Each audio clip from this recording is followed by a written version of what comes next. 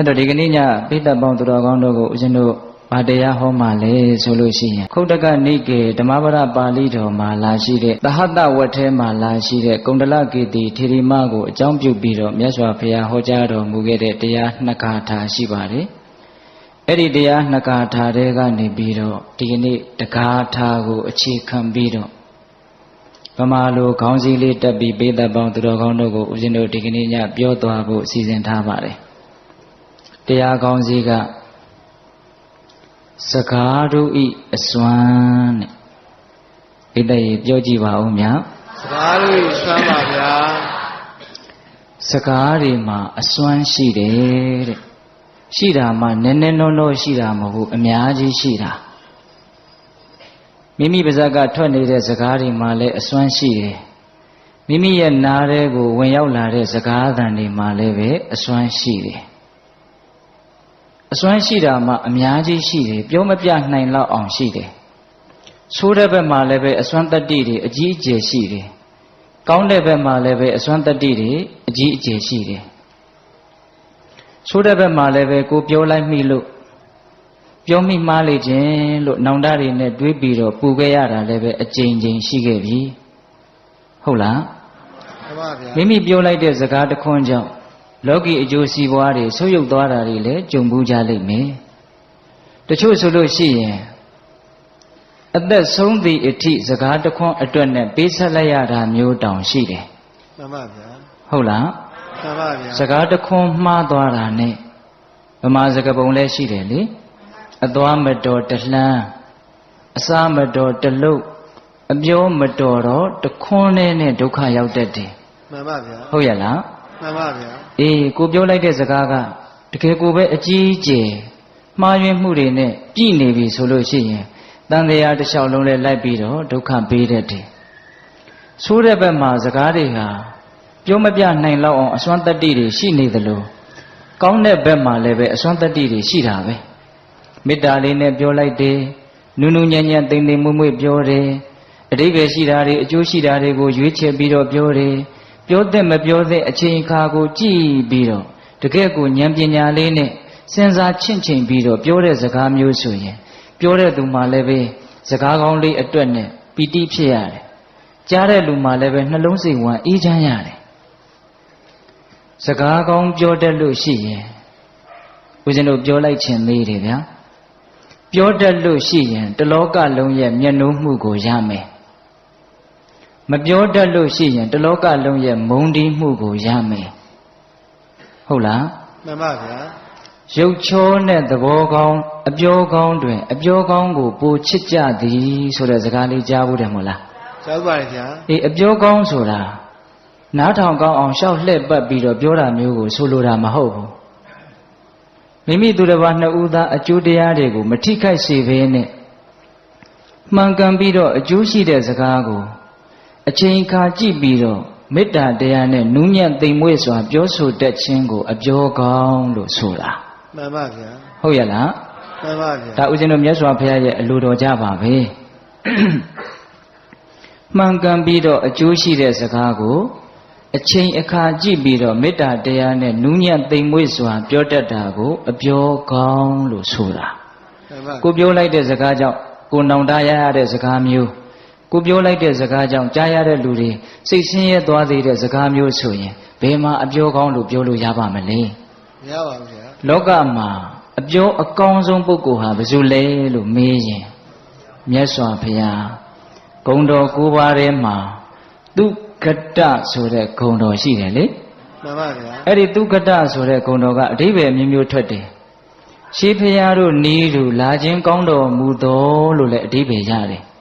ဖျားစုပံကလေးကစပြီးတော့လမ်းကြောင်းကိုမတိမ်ဆောင်းသေးပဲနဲ့တက်တက်မတ်မတ်မှန်မှန်ကန်ကန်ရှောက်လန်းလာတယ်လို့ဒီလိုအဓိပ္ပာယ်လေးရတယ်ပြီးတော့စကားကောင်းကိုပြောတတ်တာမှန်ပါဗျာနော်စကားကောင်းကိုပြောတတ်တာအဲ့ဒါသူကတဂုံရဲ့အဓိပ္ပာယ်ပဲဒီတော့ပိဋကပေါင်းသူတော်ကောင်းတို့ကိုဦးဇင်းတို့ဒီကနေ့ညဆိုးတဲ့ဘက်မှာလည်းပဲအစွမ်းတတ္တိတွေကြီးကြီးမားမားရှိနေတဲ့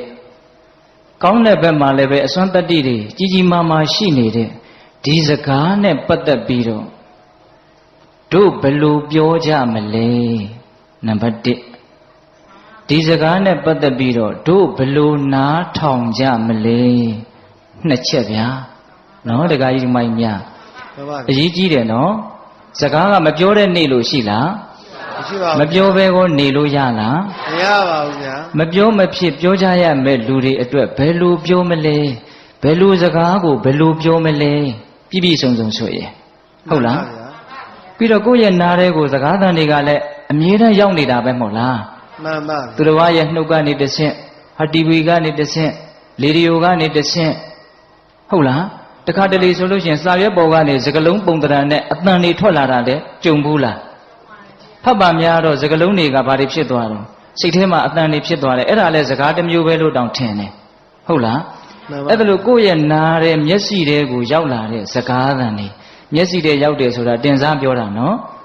ကိုယ်နားတဲ့ကိုစကားသံတွေရောက်မလာအောင်ကိုတခါကြီးဒီမိုင်များတားနိုင်မှာမလားမတားနိုင်ပါဘူးဗျာနားမထောင်လို့မဖြစ်ဘူးပေါ့မှန်ပါဗျာနားမထောင်လို့မဖြစ်တဲ့ဒီစကားကိုပေါ့ပေါ့လေးမစင်စားပဲနဲ့ဘယ်လိုစကားကိုဘယ်လိုနားထောင်ကြမလဲစောတော်တုန်းကပြောလိုက်တာကဘယ်လိုစကားကိုဘယ်လိုပြောကြမလဲဟုတ်လားမှန်ပါခုနောက်ပြောလိုက်တာကဘယ်လိုစကားကိုဘယ်လိုနားထောင်ကြမလဲဒီမေးခွန်းလေးတွေရဲ့အဖြေတဏှာကြီးကွဲအချိန်တွင်းမှာဦးဇင်းတို့ခေါင်းထဲမှာတော့စုံစုံစိတ်စိတ်လေးမှတ်သားထားတယ်လို့ထင်တာပဲဗျာဟုတ်လားအဲ့ဒါဦးဇင်းတို့ပြောကြည့်ရအောင်ဟုတ်လားတရားကောင်းစီးကစကားတို့ဤအစွမ်းတဲ့ဟုတ်လားတရားမဟုတ်သေးခင်မှာမြတ်စွာဘုရားကိုရှ िख ိုးကြအောင်ရှုဒီတရားတော်ကိုမဟောကြားသေးခင်မနာကြသေးခင်မှာတရားတော်အလုံးကိုဟောကြားတော်မူခဲ့တဲ့ဘုရားရှင်ကိုတော်မြတ်ရဲ့အင်မတန်အေးချမ်းကြည်လင်တော်မူတဲ့မဟာကရုဏာကိုသိစေရာတရားလုံးစုံကိုသိတော်မူမြင်တော်မူတဲ့သဗ္ဗညုတဉာဏ်ဒီဟုသောပညာကိုထိုမဟာကရုဏာကိုပညာကိုနှစ်ပါးစုံတို့နဲ့ပြည့်စုံတော်မူတဲ့ဘုရားရှင်ကိုတော်မြတ်ကိုယူသေးမြတ်တို့ရှိခိုးပူဇော်ကြအောင်စို့အလုံးလက်အုပ်ကလေးတွေချီထားကြကရုဏာတိတလဟရယံပညာပိဇောတဝိဟတမောဟတမံသန္တရမရလောကကရုံဝန္တိသူကတံဂတိဝိမုတ္တံကရုဏာတိတလဟရယံမဟာကရုဏာတော်ဖြင့်အေးမြသောစိတ်နှလုံးလေးရှိတော်မူပါ၏ထသောပညာပိဇောတဝိဟတမောဟတမံအရဟတမေတိဟုသောအရာဝလင်းဖြင့်ဝိဇ္ဇာတိဟုသောမိုက်မောင်ကိုဖယ်ခွာတော်မူပြီးထသောသန္တရမရလောကကရုံလူနှမြမတတဝါနန္ဒတို့ဤကြောက်ဒီတန်တုအလေးကရုပြုရာတဆူရီသောဆရာသခင်လည်းဖြစ်တော်မူပါ၏ထသောဂတိဝိမု ddံ ဒေဝမနုဿာနေရယနှင့်ပေတတလိษံလာယရှိငါတံသောဂတိတို့မှလီကင်လွတ်တော်မူပြီးထသောသူကတံတတဝါတို့အားအကျိုးများကြောင့်ဟုတ်မှန်သောစကားကောင်းကိုသာမြတ်ဆိုတော်မူပါ၏ထသောဗုဒ္ဓံသစ္စာလေးရတရားမြတ်ကိုလက်ပေါ်တင်ထားပရမညာကဲ့သို့ပြတ်သားထင်ထင်သိမြင်ပေတတ်ဘုရားရှင်ကိုယ်တော်မြတ်ကြီးကိုမေယံတရားဟောပုဂ္ဂိုလ်တရားနာပုဂ္ဂိုလ်ခေါ်ဆိုပညတ်ပရမတ်မှမူယုံနံနှဖျားဖြစ်ကြပါသောဘုရားတပည့်တော်တို့သည်ဝနေဝနာမှာကာယဝစီမနောချီ၍သုံးလီဒွါရပနာမဖြင့်ဒုက္ခယောကျိုးလက်ဆုံးမူကားရှိခိုးဥညွတ်ပါ၏မြတ်စွာဘုရား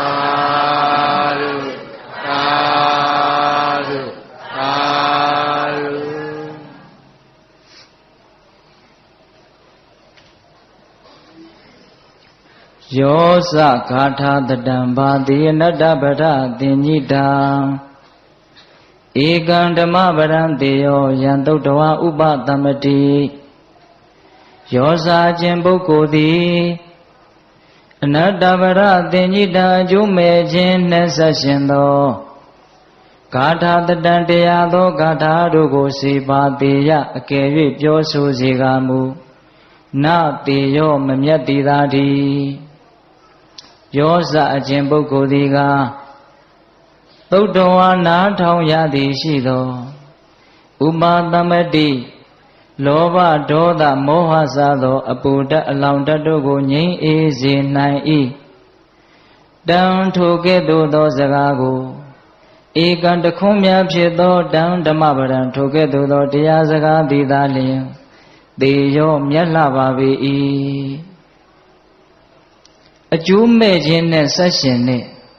တရားသောဂါထာတွေကိုပြောဆိုနေတော်လည်းပဲမမြတ်ပါဘူးတဲ့ကြားလိုက်ရရင်နှလုံးစိတ်ဝမ်းအေးချမ်းပြီးတော့လောဘဒေါသအပူဓာတ်အလောင်ဓာတ်တွေကိုငြိမ်းအေးသွားစေတဲ့စကားမျိုးဆိုရင်တော့တခွန်းနဲ့ပင်ဖြစ်စေကမူမြတ်ပါတယ်အတိပ္ပယ်ရှင်းတယ်နော်ရှင်းပါရဲ့ဗျာဘာမှအကျိုးမရှိတဲ့စကားတွေမြတ်စွာဘုရားကတော့ဂါထာတတံ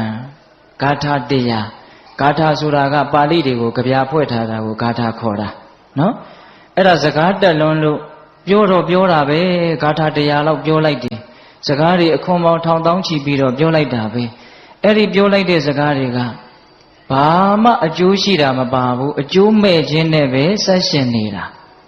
အဲ့ဒီလိုစကားမျိုးဆိုရင်တော့ဘလောက်ပဲများများဘလောက်ပဲပြောတတ်မမြတ်ပါဘူးတဲ့မမြတ်ဘူးဆိုတဲ့စကားကလေးပိဋိမမြတ်ဘူးဆိုတော့ယုံညံ့တယ်လို့လည်းအဓိပ္ပာယ်ပေါက်တယ်နော်နောက်ထပ်ဘယ်လိုပေါက်သေးလဲအဓိပ္ပာယ်ရှုံးတယ်လို့လည်းအဓိပ္ပာယ်ပေါက်သေးတယ်မမြတ်ဘူးဆိုတော့ရှုံးပြီဗောဗျဟုတ်လားအနှစ်မရှိတဲ့စကားတွေကိုအများကြီးပြောတတ်လို့ပြောတော်လဲပဲအဲ့ဒါအမျက်မရှိဘူးယုံညံ့မှုသာရှိတယ်ရှုံးနှိမ့်မှုသာရှိတယ်စကားမပြောတတ်ရင်စကားနားမထောင်တတ်ရင်အရှုံးကြီးရှုံးရမယ်အဆုံးကြီးဆုံးရမယ်ဟုတ်လားပြောလိုက်လို့ရှိရင်တခွန်းတည်းပင်ဖြစ်စေကမူကြားလိုက်ရတဲ့လူရဲ့နှလုံးစိတ်ဝမ်းအေးချမ်းပြီးတော့ပူးနေတဲ့အပူတွေအေးသွားတာလောင်းနေတာတွေငြိမ်းသွားတာရှုပ်နေတာတွေရှင်းသွားတာအဲ့ဒါလိုမျိုးအစွမ်းတတ္တိရှိတဲ့စကားမျိုးဆိုရင်တော့တခွန်းတည်းပင်ဖြစ်စေကမူဗါတဲ့လေမြတ်ပြီတဲ့ဒီဂါထာလေးကိုအခြေခံပြီးတော့ဟောမှာဗျာဒီကနေ့ဟုတ်လားမှန်ပါဗျာစကားတွေဘလောက်များအနှစ်မရှိတဲ့စကားမပြောတတ်မဆိုတတ်ဖဲနဲ့ပြောလိုက်ဆိုလိုက်တဲ့စကားတွေဟာအကျိုးမဲ့တွေကိုသာဖြစ်စေတယ်ပထမပိုင်းစပြီးဘယ်လိုစကားကိုဘယ်လိုပြောမှလဲဆိုတဲ့မေခွန်းရဲ့အဖြေနော်မှန်ပါဗျာအဲ့ဒါကိုဦးဇင်းတို့မြတ်စွာဘုရားသုဘာတိတသုတ်တံဆိုပြီးတော့ဟောထားတာရှိပါတယ်မှန်ပါဗျာမှန်ကန်၍အကျိုးရှိသောစကားကိုတည်တည်ချာချာနားထောင်နော်မှန်ကန်၍အကျိုးရှိသောစကားကိုအချိန်အခါကြည့်ပြီးတော့မေတ္တာတရားနဲ့နူးညံ့သိမ်မွေးစွာပြောတတ်ရမယ်ဘယ်နှချက်လဲ5ချက်ပြန်ပြောမယ်နော်မှန်ကန်၍အကျိုးရှိသောစကားကိုအချိန်အခါကြည့်ပြီးတော့မေတ္တာတရားနဲ့နူးညံ့သိမ်မွေ့စွာပြောဆိုတတ်ရမယ်ဒီအင်္ဂါနဲ့သာညီမယ်ဆိုရင်အလုံးသောတတ္တဝါတွေဟာအပြောကောင်းနေကြီးဖြစ်မှာဟုတ်လားမှန်ပါဗျာအဲ့ဒီမှာတော်တော်အရေးကြီးတာကတော့အချိန်အခါကိုကြည့်၍ဆိုတာလေးလေတော်တော်အရေးကြီးတယ်ပြောကျင်တိုင်းပြောလို့ဖြစ်တာမဟုတ်ဘူးဘလောက်မှန်ဘလောက်အကျိုးရှိပြောသင့်တဲ့အချိန်ကြမှပြောရတယ်မပြောသင့်တဲ့အချိန်ကိုမပြောရဘူးစောင့်နိုင်ရတယ်အောင့်နိုင်ရတယ်တခါတလေကြတော့ကိုကမစောင့်နိုင်ဘူးမအောင့်နိုင်ဘူးပြောချင်ရင်ပြောချလိုက်တယ်အဲ့ဒီမှာဒုက္ခရောက်တာဒါလေးနဲ့ပတ်သက်ပြီးတော့မြတ်စွာဘုရားကတော့ကြည်ကြည်ပြန့်ပြန့်ပြောပါတယ်ရှင်ရာဟုလာကိုဟောထားတာရှိတယ်လေကြည်ရှုဆင်ခြင်၍စကားကိုပြောရ၏တဲ့ရှင်ရာဟုလာငယ်ငယ်လေးတုန်းကမြတ်စွာဘုရားဟောတာจิตသားတဲ့မှန်ဟာဘာအကျိုးရှိလေတဲ့ကြည်ခြင်းအကျိုးရှိပါတယ်ဖေဟာအဲ့ဒါလိုပဲတဲ့ပြောတော့မယ်ဆိုလို့ရှိရင်ငါပြောလိုက်တဲ့စကားဟာငါအတွက်သူ့အတွက်အကျိုးဆုပ်ယုပ်စေမှာလားအကုသိုလ်တွေများဖြစ်မှာလားလို့စဉ်းစားလိုက်အောင်တဲ့အကျိုးဆုပ်ယုပ်မယ်ဆိုရင်မပြောနဲ့မပြောခင်မှာစဉ်းစားရပြောနေစဲမှာလဲခဏလေးတွေ့ပြီးတော့စဉ်းစားလိုက်ပါအောင်ငါအခုပြောနေတဲ့စကားဟာငါအတွက်အကျိုးရှိလားသူ့အတွက်အကျိုးရှိလားအကျိုးမရှိဘူးဆိုရင်ရက်နိုင်ရမယ်ဖြတ်နိုင်ရမယ်ဟုတ်လားပြောပြီးတဲ့နောက်မှာလည်းပဲငါပြောခဲ့တဲ့စကားဟာ ငါအတွက်သူ့အတွက်အကျိုးရှိသလားအကုသိုလ်ဖြစ်နေသလားလို့စဉ်းစားရမယ်အကုသိုလ်ဖြစ်နေတဲ့အကျိုးမရှိဘူးဆိုရင်နောက်ငါဒါမျိုးနောက်မပြောတော့ဘူးလို့ဆုံးဖြတ်နိုင်ရမယ်ဒါရှင်ရာဟုလာကိုဟောထားတာဒါတော်တော်ကောင်းတယ်နော်တက္ကကြီးများဒါလေးနဲ့ပတ်သက်ပြီးတော့ဦးဇင်းတို့ဗိမိတာရမင်းကြီးရဲ့အမတ်ချုပ်ကြီးဝတ္တကာရပုံနာဆိုတာကြားဘူးမှာပါနောက်တော့အဇာတတမင်းကြီးရဲ့ပရောဟိတ်အမတ်ကြီးဖြစ်ပြီးတော့ဦးဇင်းတို့ဝေသာလီပြည်ကြီးကိုစကားတူတူလေးပြောပြီးတော့သွားခွဲတာလေကြားဘူးတယ်နော်ဝတ္တကာရပုံနာအင်မတန်ညံများတာအဲ့ဒီပုံနာကြီးကမြတ်စွာဘုရားကြီးရောက်လာပြီးတော့မြတ်စွာဘုရားကိုလျှောက်တယ်အရှင်ဘုရားတဲ့တပည့်တော်ရဲ့အယူဆလေးကိုပြောပြရစီပြောပါတပည့်တော်ရဲ့အယူဆကတော့မြင်တာကိုမြင်တဲ့အတိုင်းပြောတတ်တယ်ကြားတာကိုကြားတဲ့အတိုင်းပြောတတ်တယ်တွေ့တာကိုတွေ့တဲ့အတိုင်းပြောတတ်တယ်သိတာကိုသိတဲ့အတိုင်းပြောတတ်တယ်လို့တပည့်တော်ယူဆပါတယ်တဲ့အပေါ်ယံကြည့်ရင်တော့တော်တော်ဟုတ်တယ်လို့ထင်ရတယ်မြင်တာကိုမြင်တဲ့အတိုင်းကြားတာကိုကြားတဲ့အတိုင်းသိတာကိုသိတဲ့အတိုင်းတွေ့တာကိုတွေ့တဲ့အတိုင်းပြောတတ်တယ်တဲ့ဒီတော့မြတ်စွာဘုရားကလက်မခံဘူးဗျဒကမာကြီးတွေလက်မခံဘူးနော်မြင်တာကိုမြင်တဲ့အတိုင်းပြောတတ်တယ်ဆိုတဲ့စကားကိုလက်မခံဘူး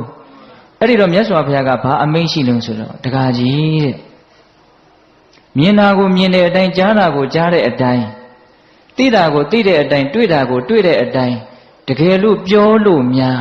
အကုသိုလ်တွေများပြီးတော့ကုသိုလ်တွေနည်းသွားမယ်ဆိုရင်မပြောသင့်ဘူးလို့ငါယူဆတယ်တဲ့မှန်ပါဗျာနော်မြင်တဲ့အတိုင်းပြောလိုက်လို့အကုသိုလ်တွေများသွားမယ်ကုသိုလ်တွေနည်းသွားမယ်အကျိုးတွေမဲ့သွားမယ်ဆိုရင်မြင်တဲ့အတိုင်းမပြောနဲ့မပြောပါနဲ့ဟုတ်လားမှန်ပါဗျာမြင်တာကိုမြင်တဲ့အတိုင်းကြားတာကိုကြားတဲ့အတိုင်းသိတာကိုသိတဲ့အတိုင်းတွေ့တာကိုတွေ့တဲ့အတိုင်းမပြောလို့များအကုသိုလ်တွေများပြီးတော့ကုသိုလ်တွေနည်းမယ်ဆိုရင်တော့အဲ့ဒါပြောလိုက်တဲ့မပြောလို့အကုသိုလ်များမယ်ဆိုရင်ပြောလိုက်မှန်ပါဗျာပြောလို့အကုသိုလ်များမယ်ဆိုရင်မပြောနဲ့မှန်ပါဗျာအဲ့ဒီတော့ဒီစကားလေးရဲ့အနှစ်ချုပ်ကဘာလဲဆိုတော့သေးသေးချာချာလေးစဉ်းစားပြီးတော့ပြောတဲ့မှပြောဆိုတဲ့အဓိပ္ပာယ်မှန်ပါတိတ်တိတ်ဘာလို့တဲ့မှဘာလို့ရမယ်ပြောတဲ့မှပြောပါဗျာပြောတဲ့မှပြောမြင်တိုင်းမပြောနဲ့မှန်ပါဗျာဟင်အထူးသဖြင့်အသက်ကြီးတဲ့လူတွေကိုမှားခြင်းတယ်ဗျာအိမ်မှာမြင်နေတာတွေကိုမြင်တိုင်းမြန်သွားမပြောလိုက်ပါနဲ့ကြားတိုင်းမပြောလိုက်ပါနဲ့မှန်ပါကိုသိတာတွေကိုသိတဲ့အတိုင်းမပြောလိုက်ပါနဲ့မှန်ပါဗျာကိုသိတာကိုသိတဲ့အတိုင်းပြောမိလို့ဒုက္ခရောက်တာတွေအများကြီးရှိတယ်ရှိပါတယ်ဗျာမမှန်လို့မဟုတ်ဘူးနော်မှန်ပါမမှန်လို့မဟုတ်ဘူးဦးဇင်းတို့ဥပမာတစ်ခုပြောပြမယ်မြင်တာကိုမြင်တဲ့အတိုင်းသိတာကိုသိတဲ့အတိုင်းပြောလိုက်လို့ဒုက္ခတွေများသွားတာအခုဒီလောကကြီးမှာလည်းရှိတယ်ဟိုးရှိတုန်းကလည်းရှိတယ်အခုလည်းရှိတယ်နောင်လည်းရှိနေမှာပါပဲတာရကတွေကတော့မှန်ပါဗျာဦးဇင်းတို့ဇာတကမှာဇတ်တော်မှာလာတာလေးတစ်ခုပြောပြမယ်မြင်တာကိုမြင်တဲ့အတိုင်းပြောရက်နေလို့သိတာကိုသိတဲ့အတိုင်းပြောရက်နေလို့ဒုက္ခရောက်သွားပုံကလေးရှိတုန်းကပုံနာကြီးဇနီးခင်မွန်ရှိတယ်တဲ့သားသမီးမရှိတော့အင်မတန်လိမ္မာတဲ့ကြက်တူရွေးလေးနှစ်ကောင်ကိုသားအဖြစ်မွေးထားတာတနေ့တော့ပုံနာကြီးကခရီးထွက်เสียရရှိတယ်ရှိတော့ကြက်တူရွေးလေးနှစ်ကောင်ကိုအနာခေါ်တိုးတိုးတိတ်တိတ်မှားတယ်ငါသားတို့အဖေခရီးသွားတဲ့အခါမှာမင်းတို့အမေပုံလေးမကိုတည်တည်ချာချာစောင့်ကြည့်စိတ်မချဘူးအဲ့ဒီလိုမှားပြီးတော့ပုံနာကြီးကခရီးထွက်သွားရောပုံနာကြီးသွားတဲ့နေ့ကစပြီးတော့လေစိတ်မချမယ်ဆိုစိတ်မချเสียရပဲပုံလေးမကြီးကတခြားသောယောက်ျားတွေနဲ့ဖောက်ပြားတယ်တဲ့အဲ့ဒါကိုကြက်တူကြီးလေးနှစ်ကောင်ကမြင်းနေတယ်မြင်းနေတော့မြင်မာများလာတော့ကြက်တူကြီးအငယ်ကောင်ကပြောခြင်းဒီလိုမလုပ်သင့်ဘူးလို့ပြောခြင်းတာအဲ့ဒါနဲ့သူ့အကိုကြီးကိုဖွင့်ပြောတယ်ကျုပ်ကတော့ပြောလိုက်တော့မယ်အဲ့တော့အကိုဖြစ်တဲ့ကြက်တူကြီးကဖះလောင်းလေး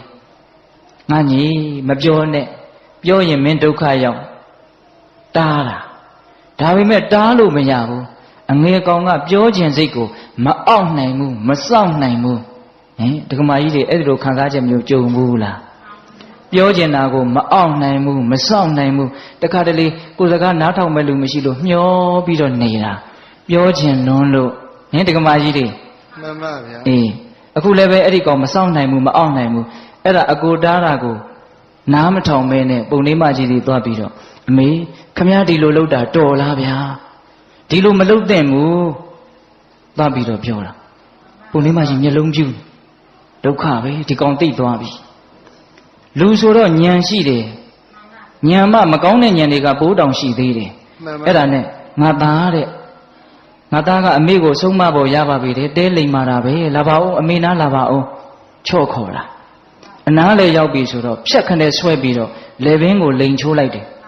ကိုယ့်အကိုအေးအေးမနေနိုင်တဲ့အကောင်ဟုတ်လားအဲ့ဒီလိုလေဘင်းကိုလိန်ချိုးပြီးတော့မိကြီးကဲတွေရှိတဲ့ပြာပုံထဲကိုထိုးသိပ်လိုက်တယ်အဲ့ဒါကိုအစအဆုံးဟိုတန်းပေါ်မှာလမ်းလျှောက်နေတဲ့အကိုကမြင်တယ်မှန်ပါဗျာငါပြောစကားနားမထောင်နဲ့ကောင်အဲ့ဒီလိုနဲ့ပုံနာကြီးပြန်ရောက်လာတဲ့အခါကျတော့ပုံနာကြီးကကျက်တူရဲ့နှစ်ကောင်စုံမစုံတောင်မကြည့်နိုင်ဘူးရှိတဲ့ကျက်တူရဲ့ခေါ်ပြီးတော့ဘယ်နဲ့တော့မင်းအမေဘယ်နဲ့တော့မေးတာမေးတဲ့အခါကျတော့ကျက်တူရဲ့လေးကအဖေတဲ့မြင်တာကိုမြင်တဲ့အတိုင်းသိတာကိုသိတဲ့အတိုင်းပြောမိလို့ကျွန်တော်ရဲ့ညီကတော့ပြာဘူးထဲမှာသေပြီးတော့အိတ်နေပြီတဲ့မှန်ပါဗျာဟုတ်လားမှန်ပါဗျာအဲ့ဒီတော့အဖေလည်းမှတ်ထားမြင်တာကိုမြင်တဲ့အတိုင်းသိတာကိုသိတဲ့အတိုင်းကြားတာကိုကြားတဲ့အတိုင်းတွေ့တာကိုတွေ့တဲ့အတိုင်းမစင်စားမစင်ကျင်ပဲနဲ့မစူးစမ်းပဲနဲ့ပြောတဲ့လူဟာကျွန်တော်ရဲ့ညီလေးသိတယ်လို့သိရလိမ့်မယ်တဲ့မှန်ပါအဲ့ဒါလိုပြောပြီးတော့ဟိမွန်တာကိုပြန်သွားတာပြန်မလာတော့ဘူးတဲ့မှန်ပါဗျာတချို့ရှိတယ်နော်တို့ကတော့သိတဲ့အတိုင်းပြောရမှာပဲမြင်တဲ့အတိုင်းပြောရမှာပဲတို့ကတော့မှန်ပဲဘွန်းပဲရှင်းပဲဆိုတဲ့လူတွေသတိထားကြရမကောင်းဘူးလားကောင်းပါကောင်းတယ်ဒါကြောင့်ပုဂ္ဂိုလ်ကိုကြည့်ပြောပိဋကရေဘာကိုကြည့်ပြောရမလဲပုဂ္ဂိုလ်ကိုကြည့်ပြောရမှာပါဗျာပုဂ္ဂိုလ်ကိုကြည့်ပြောစကားကမှန်မိမယ်လို့စကားကကောင်းမိမယ်လို့တစ်ဖက်လူကခံနိုင်ရရှိအောင်မှနားလည်နိုင်အောင်မှတနည်းအားဖြင့်ပြောရရင်အဆင့်ရှိအောင်မှဦးဇင်းတို့ဒုက္ခထာသုတ်တံဆိုပြီးမြတ်စွာဘုရားဟောထားတာရှိတယ်ဗျသီလမရှိတဲ့လူရဲ့ရှေ့မှာသီလအကြောင်းသွားပြောရင်နာခါတယ်တဲ့မှန်ပါဗျာအဲ့ဒါဒုက္ခထမကောင်းတဲ့စကားကိုဖြစ်သွားတာမှန်ပါသူလည်းပဲအကုသိုလ်များတယ်ကိုလည်းပဲဟာဒီကောင်အလက်ကားကောင်ပဲဆိုပြီးတော့စကားကောင်းပြောရင်းနဲ့အကုသိုလ်ဖြစ်တယ်ယုံကြည်မှုတရားတရားမရှိတဲ့လူရှေ့မှာတရားတရားအကြောင်းပြောရင်နာခါတယ်မှန်ပါဗျာဟုတ်လားဘာမပြောနဲ့ဟုတ်လားနောက်ဘ ഹു တုတ္တတွေနဲတဲ့ပုဂ္ဂိုလ်ရှိမှဘ ഹു တုတ္တအကြောင်းသွားမပြောနဲ့မှန်ပါနော်တတ္တာသီလတုတ္တစာခနှမျိုးတဲ့လူရဲ့ရှိမှပေကံချင်းအကြောင်းသွားမပြောနဲ့နောက်ပညာနဲတဲ့လူရှိမှပညာအကြောင်းသွားမပြောနဲ့မှန်ပါတမြတ်စွာဘုရားကိုယ်တိုင်ပြောထားတာနော်တခါကြီးများမှန်ပါဒါကြောင့်စကားကကောင်းတော်လည်းပဲပုဂ္ဂိုလ်ကခံနိုင်ရည်မရှိရင်ကောင်းသောစကားသည်မကောင်းသောစကားဖြစ်တတ်တယ်မှန်ပါဒါကြောင့်ပိဿပေါင်းသူတော်ကောင်းတို့မြင်တာကိုမြင်တဲ့အတိုင်းအခါခတ်သိမ်းပြောလို့မဖြစ်ပါဘူးကုသိုလ်တွေများပြီးတော့အကုသိုလ်တွေနည်းသွားမယ်ဆိုရင်တော့ပြောရမှာပေါ့မှန်ပါဗျာဟုတ်လားအေးဒါကပုဂ္ဂိုလ်ကိုကြည့်ပြီးတော့ပြောဟောပုဂ္ဂိုလ်ကိုကြည့်ုံနဲ့လုံလောက်ပြီလားဆိုတော့မလုံလောက်သေးဘူးအချိန်အခါလေးကိုလည်းကြည့်လိုက်အောင်ကိုပြောတဲ့စကားကဒီလူကဒေါသဖြစ်နေသလားဒီလူစိတ်ကြီးနေသလားဒီအချိန်ကဘလို့အချိန်လဲဘလို့အချိန်လဲစဉ်းစားအောင်နော်ဒကာကြီးဒီမိုင်းများအေးအချိန်အခါကိုမကြည့်ဘဲနဲ့တချို့ပြောခြင်းရင်စွတ်ပြီးတော့ပြောလိုက်တာရှိတယ်ဟိုရှိတုန်းကရှင်ဘုရင်တစ်ပါးရှိတယ်ပြောခြင်းရင်ပြောချလိုက်တာပဲစကားကိုဘယ်တော့မှမစောင့်အဲ့ဒါကိုပရောဟိတ်အမကြီးကမကြိုက်ဘူးပြောကျင်တာကိုပြောကျင်တိုင်းစွတ်စွတ်ပြောလို့ဒုက္ခရောက်ပုံလဲများလာပြီဒါပေမဲ့ရှင်ဘုရင်ကိုဆုံးမကျင်တာအခွင့်အခါကမသင့်တနေ့တော့အဲ့ဒီရှင်ဘုရင်ကမူကြီးမတ်ရာသေနာပတိတွေခြံရံပြီးတော့ဥယျင်ထွက်ပြီးတော့အပန်းဖြေတယ်အဲ့ဒါကြောက်ဖြာကြီးပေါ်မှာအပန်းဖြေတာအဲ့ဒီကြောက်ဖြာကြီးကသေရပင်ကြီးတပင်ရဲ့အောက်မှာရှိတာသေရပင်ကြီးကအင်မတန်အရေးအာဝါဒနဲ့ပြည့်စုံတဲ့အောက်မှာကြောက်ဖြာကြီးအဲ့ဒီကြောက်ဖြာကြီးပေါ်မှာရှင်ဘုရင်ကထိုင်ပြီးတော့အလဘတလဘစကားပြောအပန်းဖြေနေတော့သွေးတန်ရဲရဲနဲ့အုပ်အောငှက်ကလေးတကောင်အသေးကလေးသွေးတန်ရဲရဲနဲ့အဲ့ဒီသေရပင်ပေါ်ကနေကြောက်ဖြာပေါ်ဘရင်ခြေရင်းကိုပြုတ်ကျလာတယ်မှန်ပါဗျာအဲ့ဒီတော့ဘရင်ကကြည့်တယ်ဟာဘာဖြစ်တာလဲမသိဘူးအဲ့ဒီမှာဖရာလောင်းပညာရှိပရောဟိတ်အမတ်ကိုမေးတယ်တဲ့ဒါဘာဖြစ်လို့သေတယ်လဲသွေးတွေလည်းထွက်နေတယ်အောက်ကြမှာထွက်တဲ့သွေးမဟုတ်ဘူးအဲ့ဒီတော့ဖရာလောင်းကမော့ကြည့်တော့အပေါ်မှာကြီးတိုက်ရှိဖရာလောင်းဆိုတော့ပညာရှိတယ်တွေးကြည့်တာပြစ်ကြည့်တာတဲ့မှန်တယ်အရှင်မင်းကြီးတဲ့ဒီကောင်ဟာအုပ်အောငှက်သူ့ရဲ့အမေအုပ်အောမတွေဟာ ကိုယ်ပိုင်အတိုက်နဲ့ဥတဲ့ထုံးစံမရှိဘူးကြီးမတွေရဲ့အတိုက်ထဲကိုဝင်ဥတယ်ကြီးမတွေကသူ့ဥမှတ်လို့ဝတ်ပြီးအကောင်ပေါက်တော့လဲမဲမဲလေးအတူတူဆိုတော့သူ့သားလေးလိုပဲထင်အစာတွေအတူတူရှာကျွေးအဲ့ဒါဒီကောင်ကမပြန်နိုင်သေးခင်မှာအုတ်ဩတန်မြည်လိုက်တာမအော်တဲ့နေတဲ့အချိန်မှာအုတ်ဩတန်မြည်လိုက်တာအဲ့ဒီတော့ကြီးမကငါသားမဟုတ်ဘူးဆိုတာကိုသိပြီးတော့စိတ်တူပြီးတော့နှုတ်သီးနဲ့အဲ့ဒါထိုးသက်ပြီးတော့အောက်ကိုပြစ်ချလိုက်တယ်အတက်ပြောတာနော်မှန်ပါဗျာအဲ့ဒီမှာဘုရားလောင်းပရောဟိတ်အမတ်ကြီးကအခွင့်ရပြီဆိုပြီးတော့မင်းကြီးကိုဆုံးမအခွင့်အခါအချိန်ကာလကိုမကြည့်ဘဲနဲ့စကားကိုအယံကာရောပြောတဲ့ပုဂ္ဂိုလ်များဟာဒီအုတ်ဩသေးတယ်လို့သိရတတ်တယ်မှန်ပါဗျာနော်ပြောတာတော့စကားတွေကအများကြီးပဲဗျပရောဟိတ်အမတ်ကြီးပြောတာတဲ့အဲ့ဒီထဲမှာကောင်းတာလေးတွေဥစဉ်ကောင်းထဲမှာစွဲနေတယ်ဘာပြောသေးလဲဆိုတော့မင်းကြီးတဲ့မစင်စားမစင်ကျင်မဲနဲ့ပြောတဲ့စကားတခွန်းဟာသွေးထားအပ်သောဓာတ်ထက်ကြောက်เสียကောင်းတယ်နော်မစင်စားမစင်ကျင်မဲနဲ့ပြောလိုက်တဲ့စကားသည်သွေးထားအပ်သောဓာတ်ထက်ကြောက်เสียကောင်းတယ်မစင်စားမစင်ကျင်မဲနဲ့ပြောတဲ့စကားတခွန်းဟာလက်တလောသေးသေးတတ်တဲ့အစိတ်ထက်ကြောက်เสียကောင်းတယ်ဟုတ်လားဒါကြောင့်တဲ့မှန်သောစကားပင်ဖြစ်စေကာမူကိုနဲ့သဘောတူတဲ့သူပင်ဖြစ်စေကာမူမှန်ပါဗျာအချိန်ကာလရှည်လျားစွာမပြောရတဲ့မှန်ပါဒီလူနဲ့ငါနဲ့ကတိတ်သဘောထားချင်းတိုက်စားမှငါစကားဆိုတိတ်ကြိုက်တာပဲအဲ့ဒါလိုလူမျိုးရဲ့ရှေ့မှာတောင်မှကာလကိုကြည့်ပြီးတော့ပြောရမယ်ပြောကောင်းနိုင်စွတ်ပြီးတော့ပြောမနေနဲ့တန်ဖိုးတွေနေတတ်တယ်ဟုတ်ရလားမှန်ပါဗျာအေးအချိန်အခါကိုမကြည့်ဘဲနဲ့ပြောရင်လည်းပဲအဲ့ဒီအိုဩမိုက်ကလေးလိုဘာဖြစ်တတ်တယ်သေတတ်တယ်ဟုတ်လားဒါကြောင့်ပုဂ္ဂိုလ်ကိုကြည့်ပြောကာလကိုကြည့်ပြောပုဂ္ဂိုလ်တွေကာလတွေကြည့်ပြောပြီးရင်လည်းပဲဘာလို့သေးလဲဆိုတော့ဒေါသတွေမာနတွေနဲ့မပြောနဲ့ဒေါသတွေမာနတွေနဲ့ဟာငါကဒီလူကိုပြောလို့ရတာပဲငါနိုင်တာပဲဆိုပြီးတော့လည်းဖိမပြောနဲ့မှန်ပါဗျာအခုချိန်မှာကိုကသူ့ကိုနိုင်မိမလို့ဘဝဆိုတာတစ်ချိန်နဲ့သွားနေတာမဟုတ်ဘူးတစ်ချိန်မှာကိုကသူ့ရဲ့အောက်ကိုလည်းရောက်သွားနိုင်တယ်သူကကို့အထက်ကိုလည်းရောက်သွားနိုင်တယ်မှန်ပါဗျာကိုကိုပြန်ပြီးတော့နှိမ့်ဆက်ခွင့်ကြုံတဲ့အခါမျိုးမှာအဲ့ဒီလူကကိုကိုပြန်ပြီးတော့နှိမ့်ဆက်နိုင်တယ်တချို့နိုင်တယ်ဆိုပြီးတော့ပြစ္ဆလက်ခတ်ပြောကြားရတဲ့လူကအသက်ဓာတ်နဲ့ထိုးခံရတယ်လို့မမေ့ဘူးနားနေတာမှန်ပါဘာဖြစ်ဖြစ်ကွာပြန်ပြီးတော့တုံ့ပြန်မယ်ဆိုပြီးယူမိုက်တချို့အဲ့ဒါလိုပြောတဲ့စကားတစ်ခွန်းကြောင့်သိရတာတွေရှိပါတယ်ဗျာနော်ဦးဇင်းတို့ရာဇဝင်ထဲမှာစကားအစိတ်သင့်ပုံကလေးနည်းနည်းပြောပြမယ်တချို့လည်းကြားဖို့ကောင်းကြားဖို့ပါလိမ့်မယ်ဗျာဦးဇင်းတို့ပကံရာဇဝင်မှာတရုတ်ပြည်မင်းခွေးချေးဆိုပြီးတော့နာမည်ဆိုးနဲ့ကြော်ကြားတဲ့နရတိဟပတိမင်းဆိုတာရှိတယ်နော်မှန်ပါဗျာအဲ့ဒီနရတိဟပတိမင်းကသူ့မှာသား3ယောက်ရှိတယ်နော်ဥဇနာတဲ့တိဟတုတဲ့နော်အဲ့ဒီမှာတိဟတုဆိုတာနဲ့သူနဲ့ကစကားတခွန်းကြောင့်အများကြီးပြဿနာတက်တယ်နောက်တစ်ယောက်ကကြော်စွာတဲ့အဲ့ဒါငယ်ငယ်တုန်းကဒီမင်းကြီးကဒီသားတွေကိုချစ်လွန်းလို့ဝက်လက်ဆိုတာကဝက်ရဲ့လက်ကိုချက်ထားတာသူကနူးညံ့တယ်အဲ့ဒါကိုသားလေးတွေကိုချစ်လို့ဝက်လက်ကိုချက်ပြီးတော့ငပြောပဲနုနုကလေးအုပ်ပြီးတော့ပေးတာ